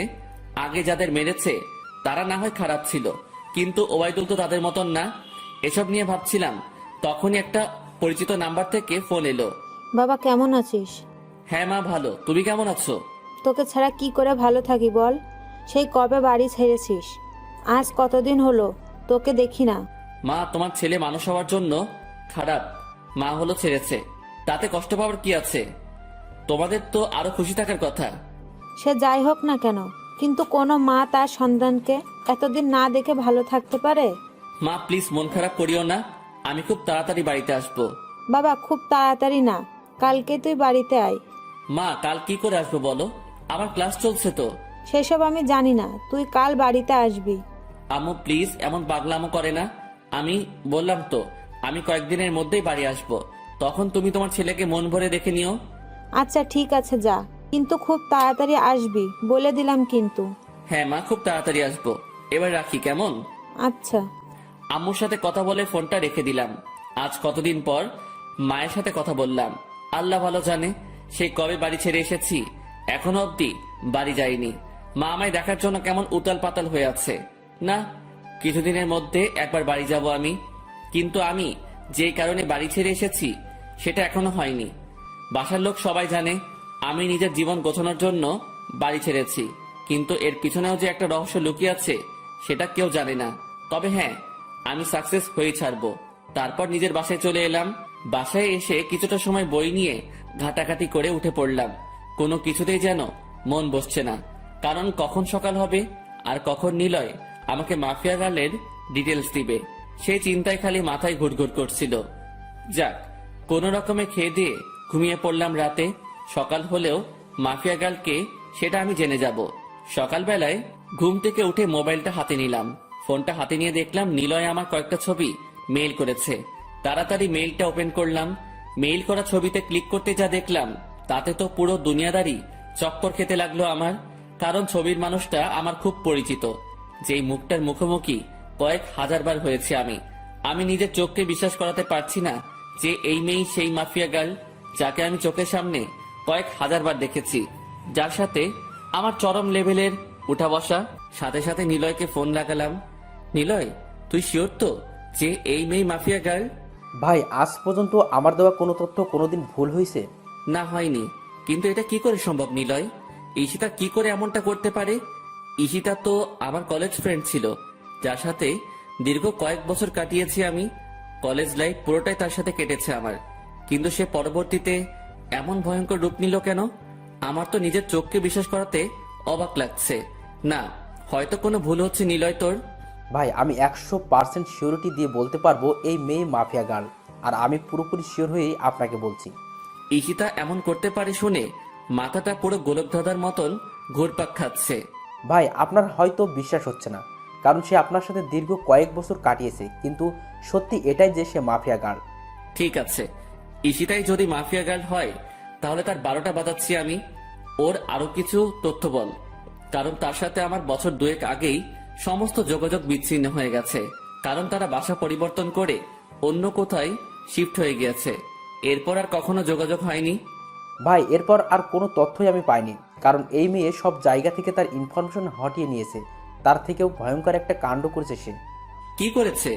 ভাই, এই মেয়ে প্লাস্টিক সার্জারি করে তার আগের চেহারা পরিবর্তন করে ফেলেছে। এই মেয়েকে এখন খুঁজে বের করা ইম্পসিবল আমার মতে। তবে আপনার দ্বারা হয়তো সেটা কষ্টের হবে না, কিন্তু ভাই, মেয়ের মাথা ভয়ঙ্কর চাকর মতন চলাচল করে। গতকাল আপনি ফোন দেওয়ার পর আমি কম হলেও 50টার উপরে ছেলে লাগিয়েছি মাফিয়া গালের খোঁজ বের করার জন্য, কিন্তু অবশেষে সবাই খালি হাত ফিরেছে। কিন্তু একজন খালি তার কিছু ছবি কালেক্ট করেছে। তবে বর্তমান সময়ে সে দেখতে কেমন তার কোনো ছিটে ফোঁটা বা চিহ্ন খুঁজে পায়নি। আর হ্যাঁ ভাই, একটা কথা, এই মেয়ের নামের মতন তার কাজকর্মগুলো বেশ ভয়ঙ্কর। কারণ তার ইন্টারনেট ডাটাবেস আমি হ্যাক করে তথ্য বের করতে চেয়েছিলাম, কিন্তু কোনো মতে সেটা পসিবল হয় নাই। এই মেয়ে হ্যাকিংয়েরও মাস্টার। নীলার মুখ থেকে ঈশিতার এইরূপ কর্মকাণ্ডের কথা শুনে এবার আর জায়গায় স্থির থাকতে পারলাম না। নিলয় কি বলল ঈশিতার সম্পর্কে এগুলা? যেই মেয়ে কলেজ লাইফে থাকতে এতটা সাদাসিধা ছিল, তার মধ্যে কয়েক বছরের ব্যবধানে এতটা হিংস্রতা কি করে আসতে পারে? মাথায় তো কিছুই খেলছে না। আচ্ছা নিলয়, আমি ফোন রাখলাম, পরে কথা হবে তোর সাথে। আর শোন, মাফিয়া গার্লের খোঁজ চালু রাখিস। আচ্ছা ভাই। নিলয়ের সাথে কথা শেষ করে ঠাই সেই জায়গাটাতেই দাঁড়িয়ে আছি। আমার যেন নিজের কানকেই এখনো বিশ্বাস করাতে পারছি না যে ঈশিতাই বর্তমান জগতের সবচাইতে খাতারনাক মাফিয়া, যার ভয়ে বড় বড় নেতারা এখন আতঙ্কে আছে। 8 ঘন্টা নাগাদ একই জায়গায় দাঁড়িয়ে আছি। ঝাটকাটা মারাত্মক লেভেলের ছিল, তাই হয়তো এখনো ঘোর কেটে উঠতে পারিনি। অনেকটা সময় পর সেন্স ফিরে এলো। না, আমার এখন উতলা হলে চলবে না, আমাকে ঠান্ডা মাথায় কাজ নিতে হবে। এখন আগে নিজেকে শান্ত করি, পরে মাফিয়া গার্লকে নিয়ে ভাবা যাবে। ফ্রেশ হতে চলে গেলাম। একটু পর ফ্রেশ হয়ে বের হয়ে এসে নাস্তা করে কলেজের উদ্দেশ্যে রওনা হলাম। আজও শামীম কলেজে আসেনি। হারামিটার কি যে হয়েছে কে জানে। মাফিয়া গার্লের টেনশনে শামীমকে আর ফোন দেওয়া হয়নি। এদিকে রামিসাকেও দেখছি না। তোর না আসলো না আসুক, একসাথে এত টেনশন মাথায় বয়ে নিয়ে বেড়াতে পারবো না। আমি ক্লাসে চলে যাই। ক্লাসে চলে গেলাম। সেখানে গিয়ে দেখি রামিসা আগে থেকেই ক্লাসে এসে বসে আছে। আমি গিয়ে তার পাশের সিটে বসে পড়লাম। আকাশ, কি হয়েছে? তোমাকে এমন চিন্তিত দেখাচ্ছে কেন? কি হয়েছে কি? না, তেমন কিছু না। তেমন কিছু না বললে তো আর সমাধান হবে না। তোমার চেহারায় স্পষ্ট ফুটে উঠছে যে তুমি কিছু একটা নিয়ে বেশ চিন্তিত। কি হয়েছে বলো আমায়? নাকি আমার বিষয়টা নিয়ে টেনশন করছো? আমি তো বললাম ভেবে দেখবো। তাও কিসের চিন্তা? হ্যাঁ, আরে না রামিসা, সেসব কিছুই না। আমি এমনি বাসার ব্যাপার নিয়ে কিছুটা ঝামেলায় আছি, তাছাড়া কিছুই না। আরে তুমি টেনশন করিও না, সব ঠিক হয়ে যাবে। রামিসার কথার আর কোনো উত্তর দিলাম না। চুপচাপ বসে আছি। কারণ কি বা বলবো তাকে? আমার টেনশন যে অন্য জায়গায়, সেটা তো তাকে আর বলা যাচ্ছে না, তাই চুপচাপ থাকাই ভালো। এমন সময় স্যার ক্লাসে আসলো। স্যার এসে ক্লাস করাতে শুরু করলো, সেদিকে ফোকাস করলাম। ক্লাসটা শেষ করে বাসার দিকে রওনা দিয়েছি। পিছন থেকে রামিসা ডাক দিল, আই আকাশ, আজ এত তাড়াহুড়ো, কোথায় যাচ্ছ? হ্যাঁ, আমার সাথে আজ কথা বলবে না বুঝি? আরে পাগল, সে সব কিছুই না, এমনি ভাবলাম বাসায় চলে যাই, তাই আর কি। বাহ, ভালোই তো। আমাকে ইগনোর করছো সেটা তো বেশ ভালোই বুঝছি আমি। রামিসা সত্যি সেসব কিছু না। তাহলে চলো ক্যান্টিনে বসে কফি খাবো। রামিসা আমায় জোর করে ক্যান্টিনে নিয়ে গেল। ক্যান্টিনে গিয়ে দুজন বসে বসে কফি খাচ্ছি। সে আমায় নানান কথা বলে হাসানোর চেষ্টা করছে, কিন্তু আমার ভিতরে তো দুনিয়ার সমস্ত টেনশন বিরাজ করছে। আকাশ, তুমি যদি এমন গাল ফুলিয়ে বসে থাকো তো কিন্তু খুব খারাপ হবে। সত্যিই কিন্তু আমি তোমাকে নিয়ে ভাববো না। এই না না, আমি আর গাল ফুলিয়ে বসে থাকবো না। তারপর নিজের অনিচ্ছা সত্ত্বেও রামিসার সাথে স্বাভাবিকভাবে কথা বলতে শুরু করলাম, আর সে আমাকে হাসানোর ট্রাই করছে। একটা সময় সত্যি হেসে দিলাম। মেয়েটার আসলে অসাধারণ গুণ আছে। এইভাবে অনেকটা সময় বসে দুজনে মিলে কথা বললাম। ভিতরে সমস্ত টেনশন দূর হয়ে গিয়েছে রামিসার সাথে কথা বলে। মনটা একদম ফ্রেশ এখন। তারপর দুজনেই উঠে পড়লাম ক্যান্টিন থেকে। অনেকটা সময় তো বসলাম, এবার বাসায় যাওয়া দরকার। আচ্ছা, তাহলে কাল আবার দেখা হচ্ছে আমাদের। হ্যাঁ। রামিসার সাথে কথা শেষ করে বাসার দিকে রওনা হলাম। অনেকটা শান্ত আছি এখন। না, এখন আর নিজেকে উত্তেজিত করা যাবে না। একদম শান্তভাবে কাজ বের করব এখন। তারপর বাসায় চলে গেলাম। বাসায় গিয়ে শান্ত মাথায় মাফিয়া গার্লের তালাশ করতে লাগলাম, কিন্তু ফলস্বরূপ কোনো কিছুই পেলাম না। বরাবরের মতোই জিরো আসলো ফল। তাও নিজেকে সামনে রাখলাম, আমি খোঁজ চালিয়ে যাব মাফিয়া গার্লের। এভাবে কেটে গেল আরো কয়েকটা দিন। একদিন দুপুরবেলায় খেয়ে দিয়ে শুয়ে শুয়ে টিভিতে খবর দেখছিলাম, তখনই আরেকটা ভয়ঙ্কর নিউজ দেখতে পেলাম। মাফিয়া গার্ল আরেকটা হেডলাইন রটিয়ে দিয়েছে। সে পলিটিশিয়ান ওবায়দুলের খেইল খতম করে দিয়েছে। সে পলিটিশিয়ান ওবায়দুলকে মেরে তার লাশ বাসডগের উপরে ঝুলিয়ে রেখেছে। এই ঘটনার পর প্রশাসন পুরোপুরি ফায়ার হয়ে গেছে মাফিয়া গার্লের উপরে। দেশের মানুষ সবাই জানে যে মাফিয়া গার্ল 2 নাম্বার মানুষদের খেইল খতম করছে, কিন্তু তারপরেও প্রশাসন তো আর চুপ থাকতে পারে না। কারণ সাজা দেওয়ার হলে দেশের প্রশাসন দিবে। দেশে আইন কানুন বলতেও অনেক কিছু রয়েছে, কেউ তো আর তার ঊর্ধ্বে যেতে পারে না। প্রশাসন পুরো হাত পা বেঁধে নেমেছে মাফিয়া গার্লকে খোঁজার জন্য। এবার হয়তো একটা হেস্তনেস্ত করেই ছাড়বে প্রশাসন, কিন্তু আমিও তো হাল ছাড়ার মানুষ না। প্রশাসন মাফিয়া গার্লকে খুঁজে বের করার আগে আমি তাকে খুঁজে বের করব, কারণ আমার তাকে আগে চাই। তাড়াতাড়ি নিলয়কে ফোন দিলাম আবার। সে হয়তো কোনো ক্লু দিতে পারবে আমায়। এতদিনে হয়তো কিছু হলেও হাতে এসেছে তার। ভাই দুঃখিত, এখনো আমি মাফিয়া গালের কোনো খোঁজ পাইনি, আর আমার মনে হয় না যে আমি তার কোনো খোঁজ বের করতে পারবো। আচ্ছা ঠিক আছে, তাও তুই খোঁজ জারি রাখ। তারপর ফোনটা রেখে দিলাম। এবার সত্যি মনে হচ্ছে আমার মাঠঘাট বেঁধে নামতে হবে, কারণ এরপর আর অপেক্ষা করলে প্রশাসনের হাতে মাফিয়া গার্ল ধরা পড়বে। কারণ মাফিয়া গার্ল যত যাই করুক না কেন, সে একটা ভুল কাজ করেছে তার কোড দিয়ে। এটা দিয়ে মাফিয়া গার্লের সন্ধান বের হওয়ার 30% সম্ভাবনা রয়েছে। আমিও হয়তো চেষ্টা করলে বের করতে পারবো, কিন্তু আমার কাছে বর্তমানে এমন ভালো স্পিড ইন্টারনেট নাই। সো আমি আমার চাকুওয়ালা মাথা চালাবো। শান্ত মাথায় ভাবতে থাকলাম শুরু থেকে সবকিছু। আমার খোঁজ কত দূর গিয়েছে সবটাই আবার পুনরায় ভাবতে লাগলাম যে মাফিয়া গার্লের খোঁজ করায় কোনো দিকে কমতে রেখেছে কিনা, বা কোনো কিছু আমার থেকে ছুটেছে কিনা। তখন মাথায় আসলো রামিসার কথা। তাকে তো শুরুতে আমার একটু সন্দেহ হয়েছিল, কিন্তু এরপর তাকে আর ঘেটে দেখিনি। না, এবার রামিসাকে নিয়ে রিসার্চ করব, কিন্তু কোথা থেকে শুরু করব ভেবে পাচ্ছি না। এর মধ্যে মাফিয়া গার্ল আবারও লাইভে আসার ডেট দিল। হ্যাঁ পেয়েছি। এবার মাফিয়া গার্লে লাইভ করার সময় আমি রামিসার সাথে থাকবো।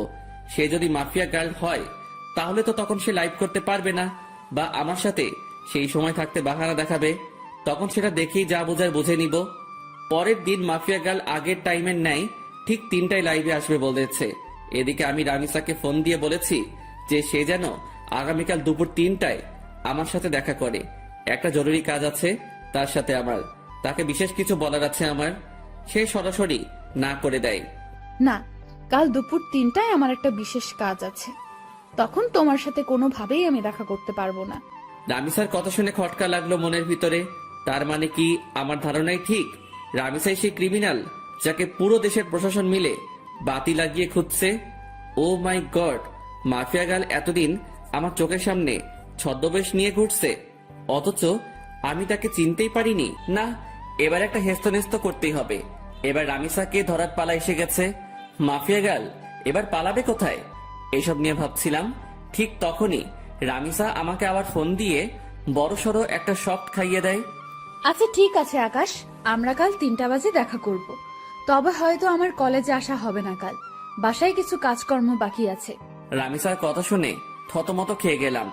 একটু আগে সে বলল কোনোভাবেই কাল 3টায় দেখা করা সম্ভব না, আবার এখন বলছে কাল 3টায় দেখা করবে। এদিকে আমি রামিসাকে নিয়ে কত কিছু ভেবে বসলাম। তাহলে কি রামিসা মাফিয়া গার্ল না? ও আল্লাহ, মাথা পুরো জ্যাম খেয়ে আছে। মাফিয়া গার্ল যদি কাল 3টার সময় লাইভ করে আর এদিকে রামিসা আমার সাথে থাকে, তাহলে তো রামিসা মাফিয়া গার্ল না। আমার সন্দেহটা তাহলে পুরোপুরি ভুল হবে না। আর ভাবতে পারছি না আমি কি সব ঘটছে আমার সাথে। একটা সূত্র ধরে 2 কদম এগিয়ে যাচ্ছি, কিন্তু পরবর্তীতে নিরাশ হয়ে 4 কদম পিছনে চলে আসছি। মাথা পুরো আগুনের মতন গরম হয়ে আছে। ফোনটা বালিশের পাশে রেখে ঘুমিয়ে পড়লাম। বিকেলবেলা ঘুম থেকে উঠে হাঁটতে বের হলাম। বের হওয়ার আগে বেশ কয়েকবার শামীমকে ফোন দিয়েছি, কিন্তু সে রিসিভ করেনি। কাকুর দোকানে বসে চা খাচ্ছিলাম, তখন শামীম ফোন দিল। কিরে, ফোন দিয়েছিলি মনে হয়? হ্যাঁ দিয়েছিলাম। আচ্ছা তোর কি হয়েছে বলতো? আজ কতদিন হয়ে গেল তুই ক্লাসে আসছিস না, তার উপরে কোনো খবর সবর নাই। আরে বাসায় একটা সমস্যা হয়েছে ছোট বোনকে নিয়ে, তাই কিছুদিন কলেজ আসিনি। সমস্যাটা কেটে উঠতে হয়তো আরও কয়েকটা দিন লাগবে, তারপর কলেজ আসবো। ও আচ্ছা, তাহলে তুই আগে সমস্যা সমাধান কর, পরে না হয় কলেজে আসিস। ওকে বন্ধু। শামীমের সাথে কথা বলে ফোনটা রেখে দিলাম। তারপর কাকুর দোকান থেকে উঠে বাসায় চলে আসলাম। অপেক্ষায় আছি কালকের দিনের। কোনো মতে আজকের দিনটা পার করে দিলাম। পরের দিন কলেজে চলে গেলাম। রামিসা আজ ক্লাসে আসবে না, তারও নাকি বাসায় কি কাজ বাকি আছে, তাই আজ আমার একাই কাটাতে হবে কলেজে। কোনোভাবে কলেজ টাইম শেষ করে বাসায় চলে এলাম। তারপর বাসায় এসে ফ্রেশ হয়ে খেয়ে দিয়ে রামিসাকে ফোন দিলাম। হ্যাঁ, কোথায় দেখা করবে বলো? কলেজ মাঠে আসো। আমিও বাসা থেকে বের হয়ে সেখানে আসছি। ওকে। আমি শার্ট পরে কলেজ মাঠে চলে গেলাম। সেখানে গিয়ে ঘাসের উপরে বসে আছি। 3টা বাজতে আর মিনিট 5 বাকি। এমন সময় রামিসাও চলে আসলো। আচ্ছা বলো তো, হঠাৎ আমার সাথে এমন কি জরুরি কথা বলবে যার কারণে আজ এই অসময়ে এখানে আসতে বললে? বলবো, একটু ওয়েট করো। আমি বাসার থেকে আসার সময় রামিসাকে নিয়ে অনেক কিছু ভেবে এসেছি। কেন? এখন বললে কি হবে? আরে একটু বসো না, এত অস্থির হচ্ছ কেন? একটু পরেই বলবো। এখন আগে মাফিয়া গার্লে লাইভ দেখবো। 3টা বাজতে চলেছে। রামিসা আমার মুখে মাফিয়া গার্লের কথা শুনে চোখ পাকিয়ে তাকিয়ে আছে আমার দিকে। কি হলো, এভাবে চোখ পাকিয়ে তাকিয়ে আছো কেন? আকাশ, হঠাৎ তোমার মাফিয়া গার্লকে নিয়ে এত মাথা ব্যথা উঠলো কেন? আরে না, কিসের মাথা ব্যথা। মাফিয়া গার্ল আজ লাইভে আসবে বলেছে। সবাই তার লাইভ দেখার জন্য বসে আছে, তাই আমিও দেখবো বলে ভেবেছি। ও আচ্ছা, পাশে এসে বসো। দুজন মিলে মাফিয়া গার্লের লাইভ দেখি। রামিসা এসে আমার পাশে বসলো, আর আমি মোবাইলটা হাতে নিয়ে মাফিয়া গার্লের ইউটিউব লিংকে ক্লিক করে সেখানে ঢুকে পড়লাম। 3টা বাজতেই মাফিয়া গার্ল লাইভে চলে আসলো। মাফিয়া গার্লের লাইভ দেখে আমি রামিসার দিকে হাঁ করে তাকিয়ে আছি। নিজের ভিতরে কেমন যেন একটা খারাপ লাগা কাজ করছে। আমি রামিসাকে নিয়ে কত কি না ভেবে ফেলেছিলাম, কিন্তু পরিশেষে সবটাই মিথ্যা প্রমাণ হলো। আর সত্যি যদি রামিসা মাফিয়া গার্ল হতো, তাহলে সে লাইভে আসতে পারতো না এই সময়ে। কারণ রামিসা আমার পাশে বসে আছে। সে একই সময় 2 জায়গায় 2 রকম কর্মকাণ্ড কি করে করবে? দেখ, নিজের উপরে চরম লেভেলের রাগ হচ্ছে। সিধা সাদা একটা মেয়েকে নিয়ে আমি কত বাজে ভাবনা করেছি। এই কি হলো, তোমার মন কোন দিকে? হ্যাঁ, তুমি না বললে মাফিয়া গার্লের লাইভ দেখবে? সে তো লাইভে এসে বকবক করছে, কিন্তু তোমার তো কোনো খবরই নাই। রামিসার ডাকে হুঁশ ফিরে আসলো। দেখবো তো। তারপর মাফিয়া গার্লের লাইভ দেখায় ফোকাস করলাম। সে তার ইন্ট্রোডাকশন নিয়েই যাচ্ছে। আমি আপনাদের আগেও বলেছি, এবারও বলছি, আমার কোনো খারাপ মাকসাদ নেই। আমার মূল মাকসাদ হচ্ছে যারা দেশের নাম বেচে বেচে খায় তাদের হাতে হারিকেন ধরিয়ে দেওয়া, আর আমি সেটাই করছি।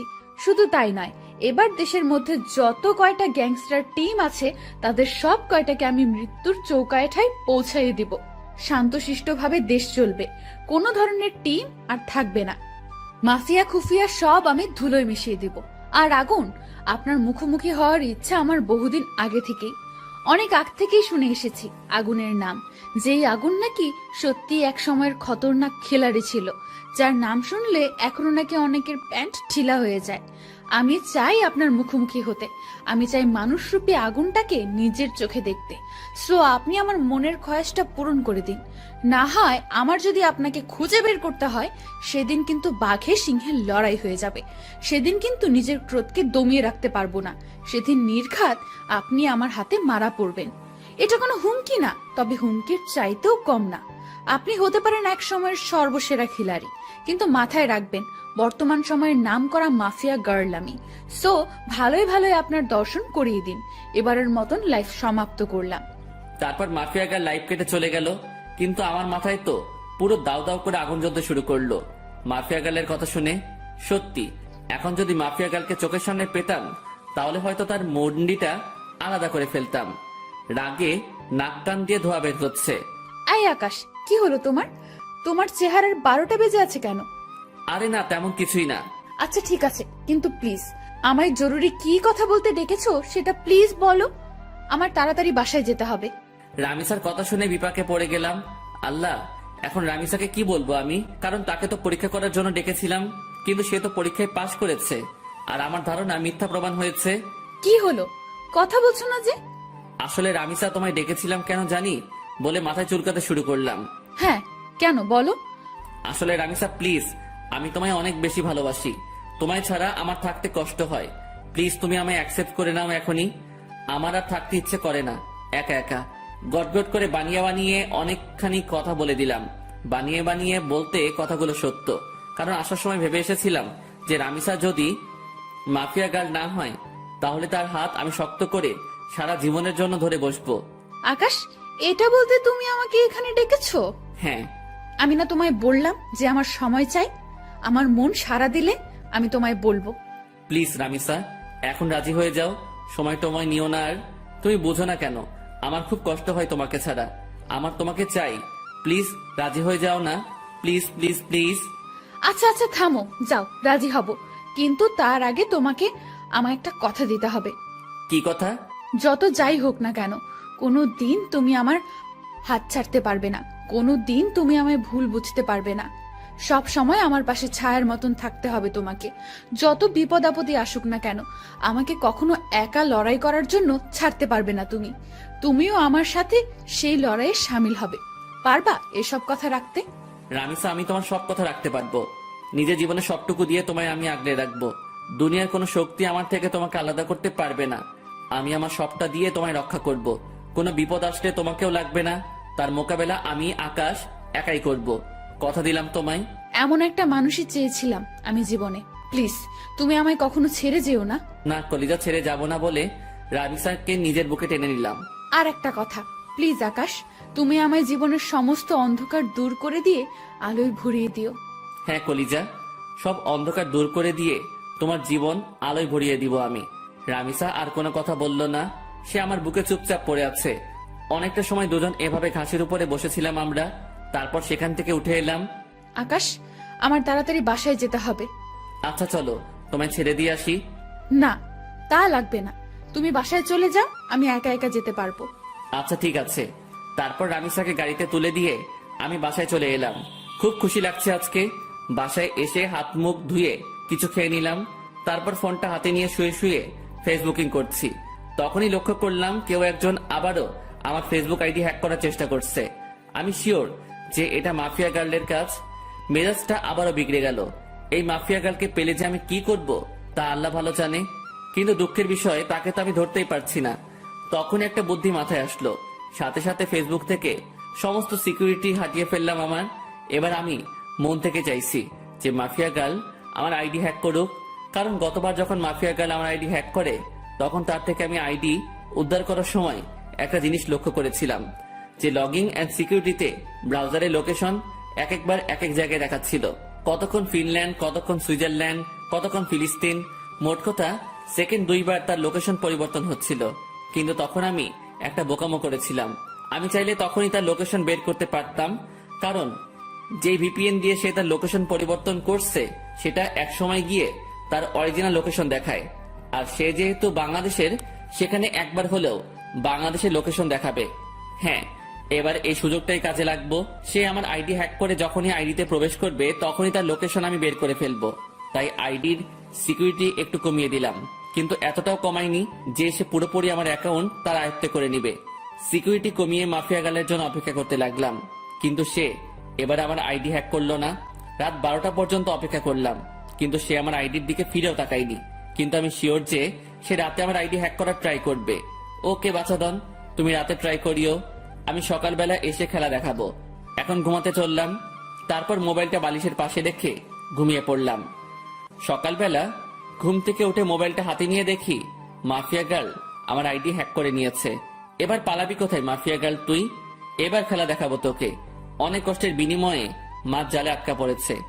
এবার আর ছাড়াছাড়ি নাই, ছাই দিয়ে হলেও তাকে ধরবো এবার আমি।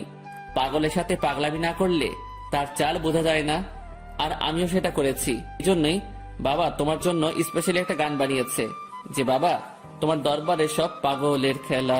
তাড়াতাড়ি করে লোকেশন চেক করলাম, যেমনটা ভেবেছিলাম ঠিক তেমনটাই হয়েছে। লোকেশন প্রতি সেকেন্ডে 2 বার করে কানটি পরিবর্তন করছে। চোখ পাকিয়ে তাকিয়ে আছি লোকেশনের দিকে। একটা সময় গিয়ে বাংলাদেশের এক্স্যাক্টলি লোকেশনটা দেখালো। লোকেশন দেখে তো আমার মাথায় পুরো বাজ পড়ছে মতন অবস্থা। লোকেশন রামিসার এরিয়ায় দেখাচ্ছে, তার মানে রামিসাই সেই ক্রিমিনাল। সরি, রামিসা না ঈশিতা। কিন্তু আমার একটা জিনিস মাথায় কাজ করছে না, যে সে তার সমস্ত আইডেন্টিটি কেন হাইড করেছে, আর কেনই বা এই পথে নেমেছে সে। না, আমি আর ভাবতে পারছি না রামিসা কি করে এত বড় মাপের খেলা খেললো। আমার তো মাথায় কিছুই খেলছে না। আর ওই এলাকাতে তো এমন কেউ নাই যাকে আমার সন্দেহ হয়। যাকে সন্দেহ হয় সে একমাত্র রামিসা। এবার আবার পুরোপুরি সন্দেহ দূর হয়ে গেল। 99% শিওর হয়ে গেলাম রামিসাই সে মাফিয়া গার্ল। এবার খালি রামিসার মুখ থেকে শোনা বাকি। তাড়াতাড়ি উঠে ফ্রেশ হয়ে নাস্তা করে সেই লোকেশনে চলে গেলাম। আজ হয়তো আর কলেজে যাওয়া হবে না। সেখানে গিয়ে চিরুনি তল্লাশি চালালাম। ঠিক তখনই রামিসা আমায় ফোন দিল। আকাশ, কোথায় তুমি? আজ কি কলেজে আসবে না? হয়তো আসবো না, কারণ বিশেষ একটা কাজে এসেছি একটা জায়গায়। কিসের বিশেষ কাজ আকাশ? মাফিয়া গার্লকে ধরে ফেলেছি আমি। কি আকাশ, কি সব বলছো তুমি উল্টাপাল্টা? হ্যাঁ, তোমার কি মাথা ঠিক আছে? হ্যাঁ, আমার মাথা ঠিক আছে। মাফিয়া গার্লকে দেখার অনেক দিনের ইচ্ছা আমার।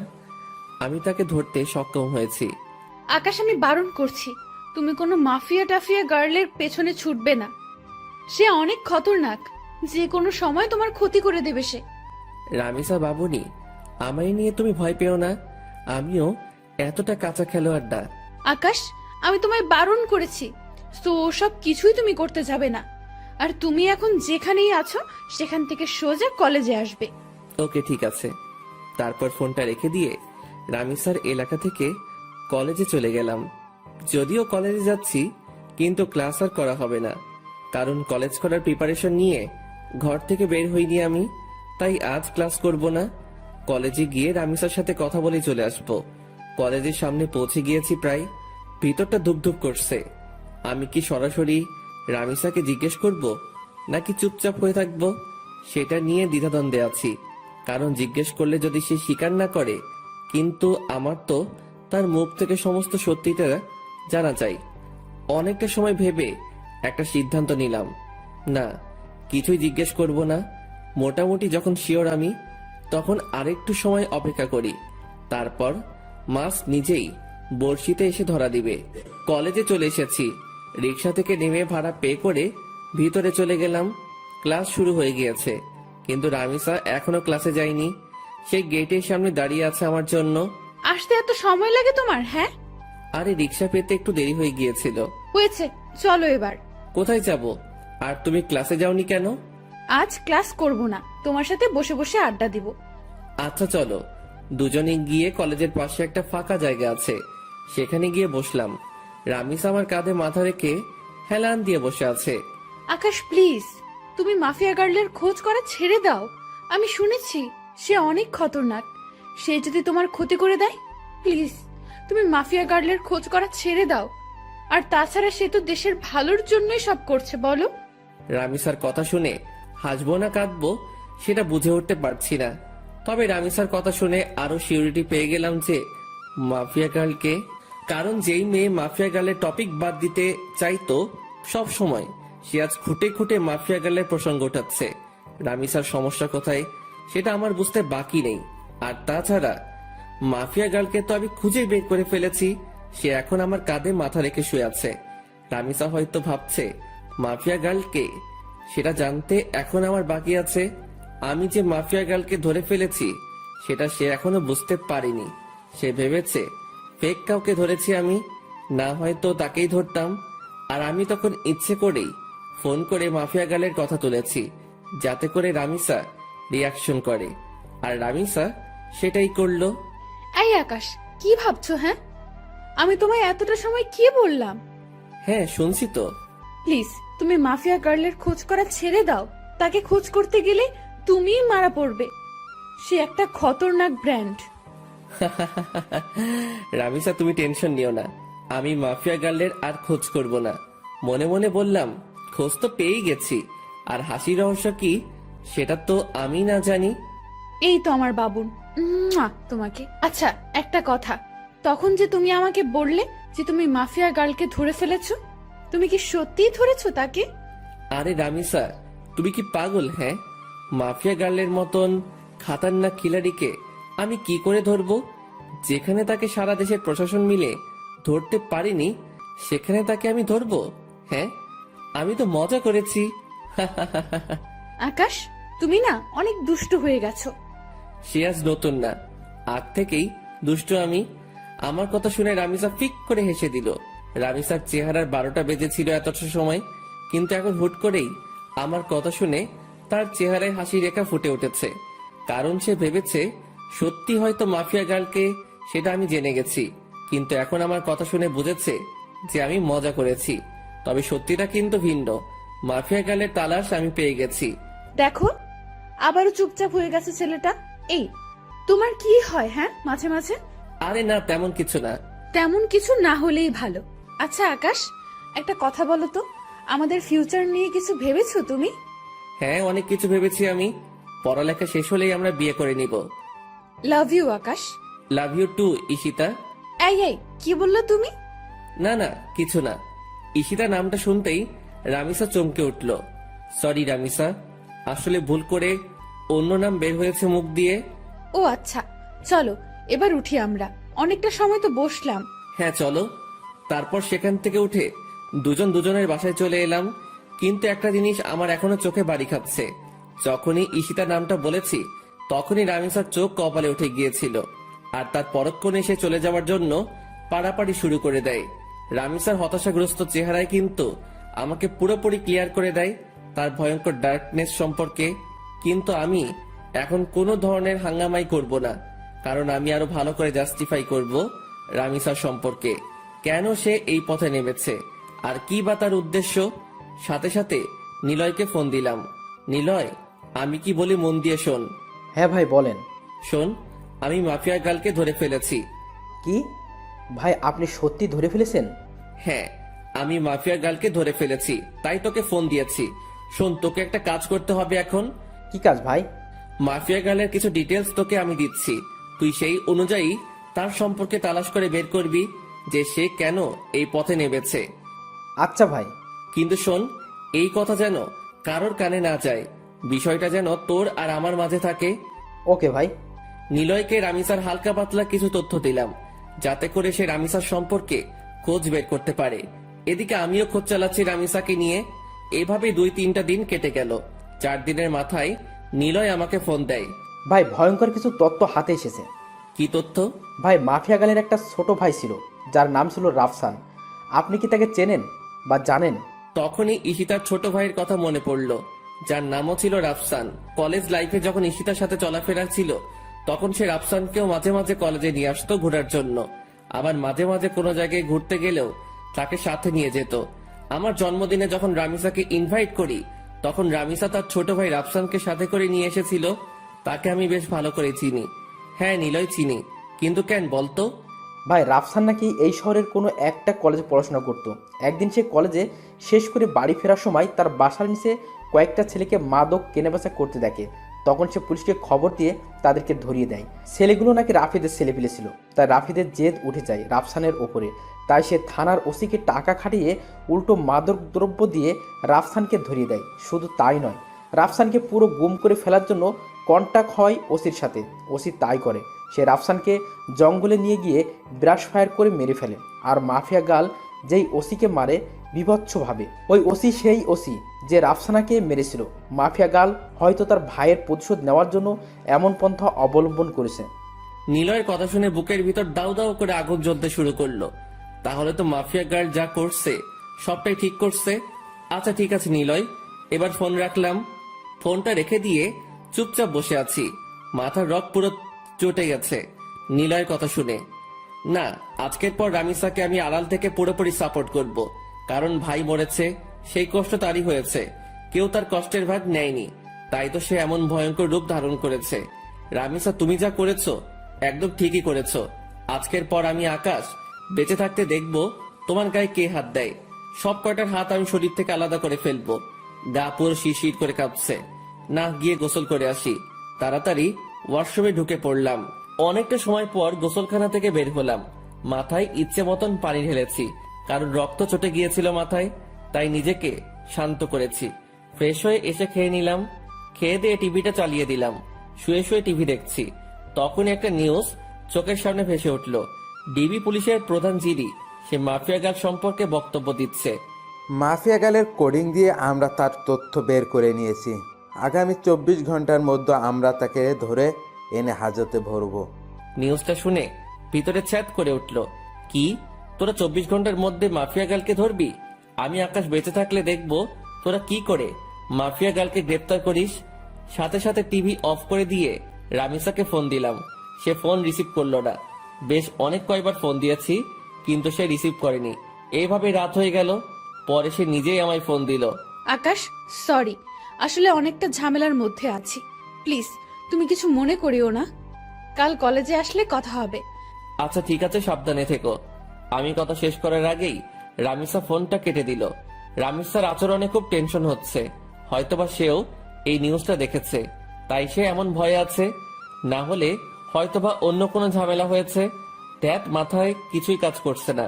কখন যে সকাল হবে সেই অপেক্ষায় আছি। কোনোভাবে রাতটা পার করে দিলাম। সকালে কলেজে গিয়ে দেখি রামিসা আগ থেকে কলেজে এসে পড়েছে। তাকে দেখে খুব চিন্তিত লাগছে। রামিসা, তুমি কি কোনো কিছু নিয়ে চিন্তিত? না না, আমি কিছু নিয়েই চিন্তিত না। প্লিজ তুমি ক্লাসরুমে চলো, আমার এখানে দাঁড়িয়ে থাকতে খুব ভয় হচ্ছে। আরে পাগল, কিসের ভয়? হ্যাঁ প্লিজ তুমি ক্লাসের ভিতরে চলো না। আচ্ছা বাবুন, চলো। ক্লাসরুমের ভিতরে আসলাম রামিসাকে নিয়ে। সে হুট করে আমায় জড়িয়ে ধরে কান্না শুরু করে দিল। ওকে কিছু বলতে যাব, ঠিক সেই সময় হট্টগোলের আওয়াজ কানে ভেসে আসলো। সাথে সাথে জানালা দিয়ে বাহিরে কি হয়েছে দেখার চেষ্টা করলাম। বাহিরে দেখেই তো চোখ পুরো কপালে উঠে গেল। বাহিরে 20-25টা পুলিশের গাড়ি। গাড়ি থেকে নেমে সবাই বন্দুক হাতে একদিকেই এগিয়ে আসছে। আস্তে আস্তে রামিসার খোঁজ করছে পুলিশগুলো। সবাই আমাদের ক্লাসরুমের দিকে আঙুল দেখিয়ে দিল। রামিসা, তুমি কোনো ভয় পেও না, আমি আছি। আকাশ, ওরা আমায় নিয়ে যাবে। ওরা আমায় আর কোনোদিন তোমার সাথে দেখা করতে দেবে না। ওরা আমায় থানায় নিয়ে গিয়ে মেরে ফেলবে। রামিসা, কেউ তোমার কিচ্ছু করতে পারবে না। তুমি প্লিজ শান্ত হও। আকাশ প্লিজ, তুমি আমায় ক্ষমা করে দাও। আমি হয়তো তোমার সাথে জীবনের শেষ সময় অবধি পার করতে পারবো না। রামিসা, চুপ হতে বলেছি ধমক দিয়ে। চলো তুমি আমার সাথে বাহিরে, দেখি তোমার গায়ে কে হাত দেয়। তারপর রামিসাকে নিয়ে বাহিরে চলে গেলাম। সবাই তাকিয়ে তাকিয়ে দৃশ্য দেখছে। পুরো কলেজ হতভম্ব হয়ে আছে এতগুলো পুলিশ দেখে। পুলিশ রামিসাকে দেখে ওকে গ্রেফতার করতে ছুটে আসে। এই তোরা কেউ আমার রামিসার গায়ে হাত দিবি না। তখনই পুলিশের অফিসার একজন বলে ওঠে, কি তোরও শ্বশুর বাড়ি যাওয়ার ইচ্ছে হচ্ছে মনে হয়? এই অফিসার, আমার শ্বশুর বাড়ি যাওয়ার ইচ্ছে নেই, বরং তোর মরার পাকনা গজিয়েছে। সাহস থাকলে ওর গায়ে হাত দিয়ে দেখা। আমার মুখে ধারালো কথা শুনে সমস্ত পুলিশ আমার দিকে গুলি তাক করে ধরে। বেটা, দেখি খুব বড় বড় কথা বলছিস। শোন, বেশি উড়াউড়ি ভালো না। আমি যদি একবার বলি তাহলে সবাই গুলির বুলেটগুলো তোর পেটের মধ্যে পুড়ে দিবে আর তুই ঝাঁঝরা হয়ে যাবি। হাসালি রে ভাই, এই ঘুষখোরের বাচ্চা, কান খুলে শুনে রাখ। এখানে তো কিছু সংখ্যক পুলিশ মাত্র, তোরা সারা শহরের সবকটা পুলিশ মিলেও যদি একত্রে হয়ে আসিস, তাও তোরা এই আকাশের বালো ফালাইতে পারবি না। কারণ তোদের সামনে যে দাঁড়িয়ে আছে সে সাদাসিধা একটা ছেলে আকাশ, কিন্তু তার ভিতরে ভয়ঙ্কর যেই হায়নাটা লুকিয়ে আছে তার নাম হচ্ছে আগুন। আকাশের মুখে আগুন নামটা শুনে পুলিশের অফিসার ভয়ে কয়েক কদম পিছনে চলে যায়, আর আকাশের পাশে যে পুলিশগুলো ছিল তারা দৌড়ে আকাশের পাশ থেকে সরে যায়। সবাই যেন কোন এক ভয়ঙ্কর হায়নার সামনে পড়ে গেছে, যার রক্তের নেশা একবার উঠলেই পুরো দুনিয়াদারি শ্মশানঘাট বানিয়ে ফেলবে।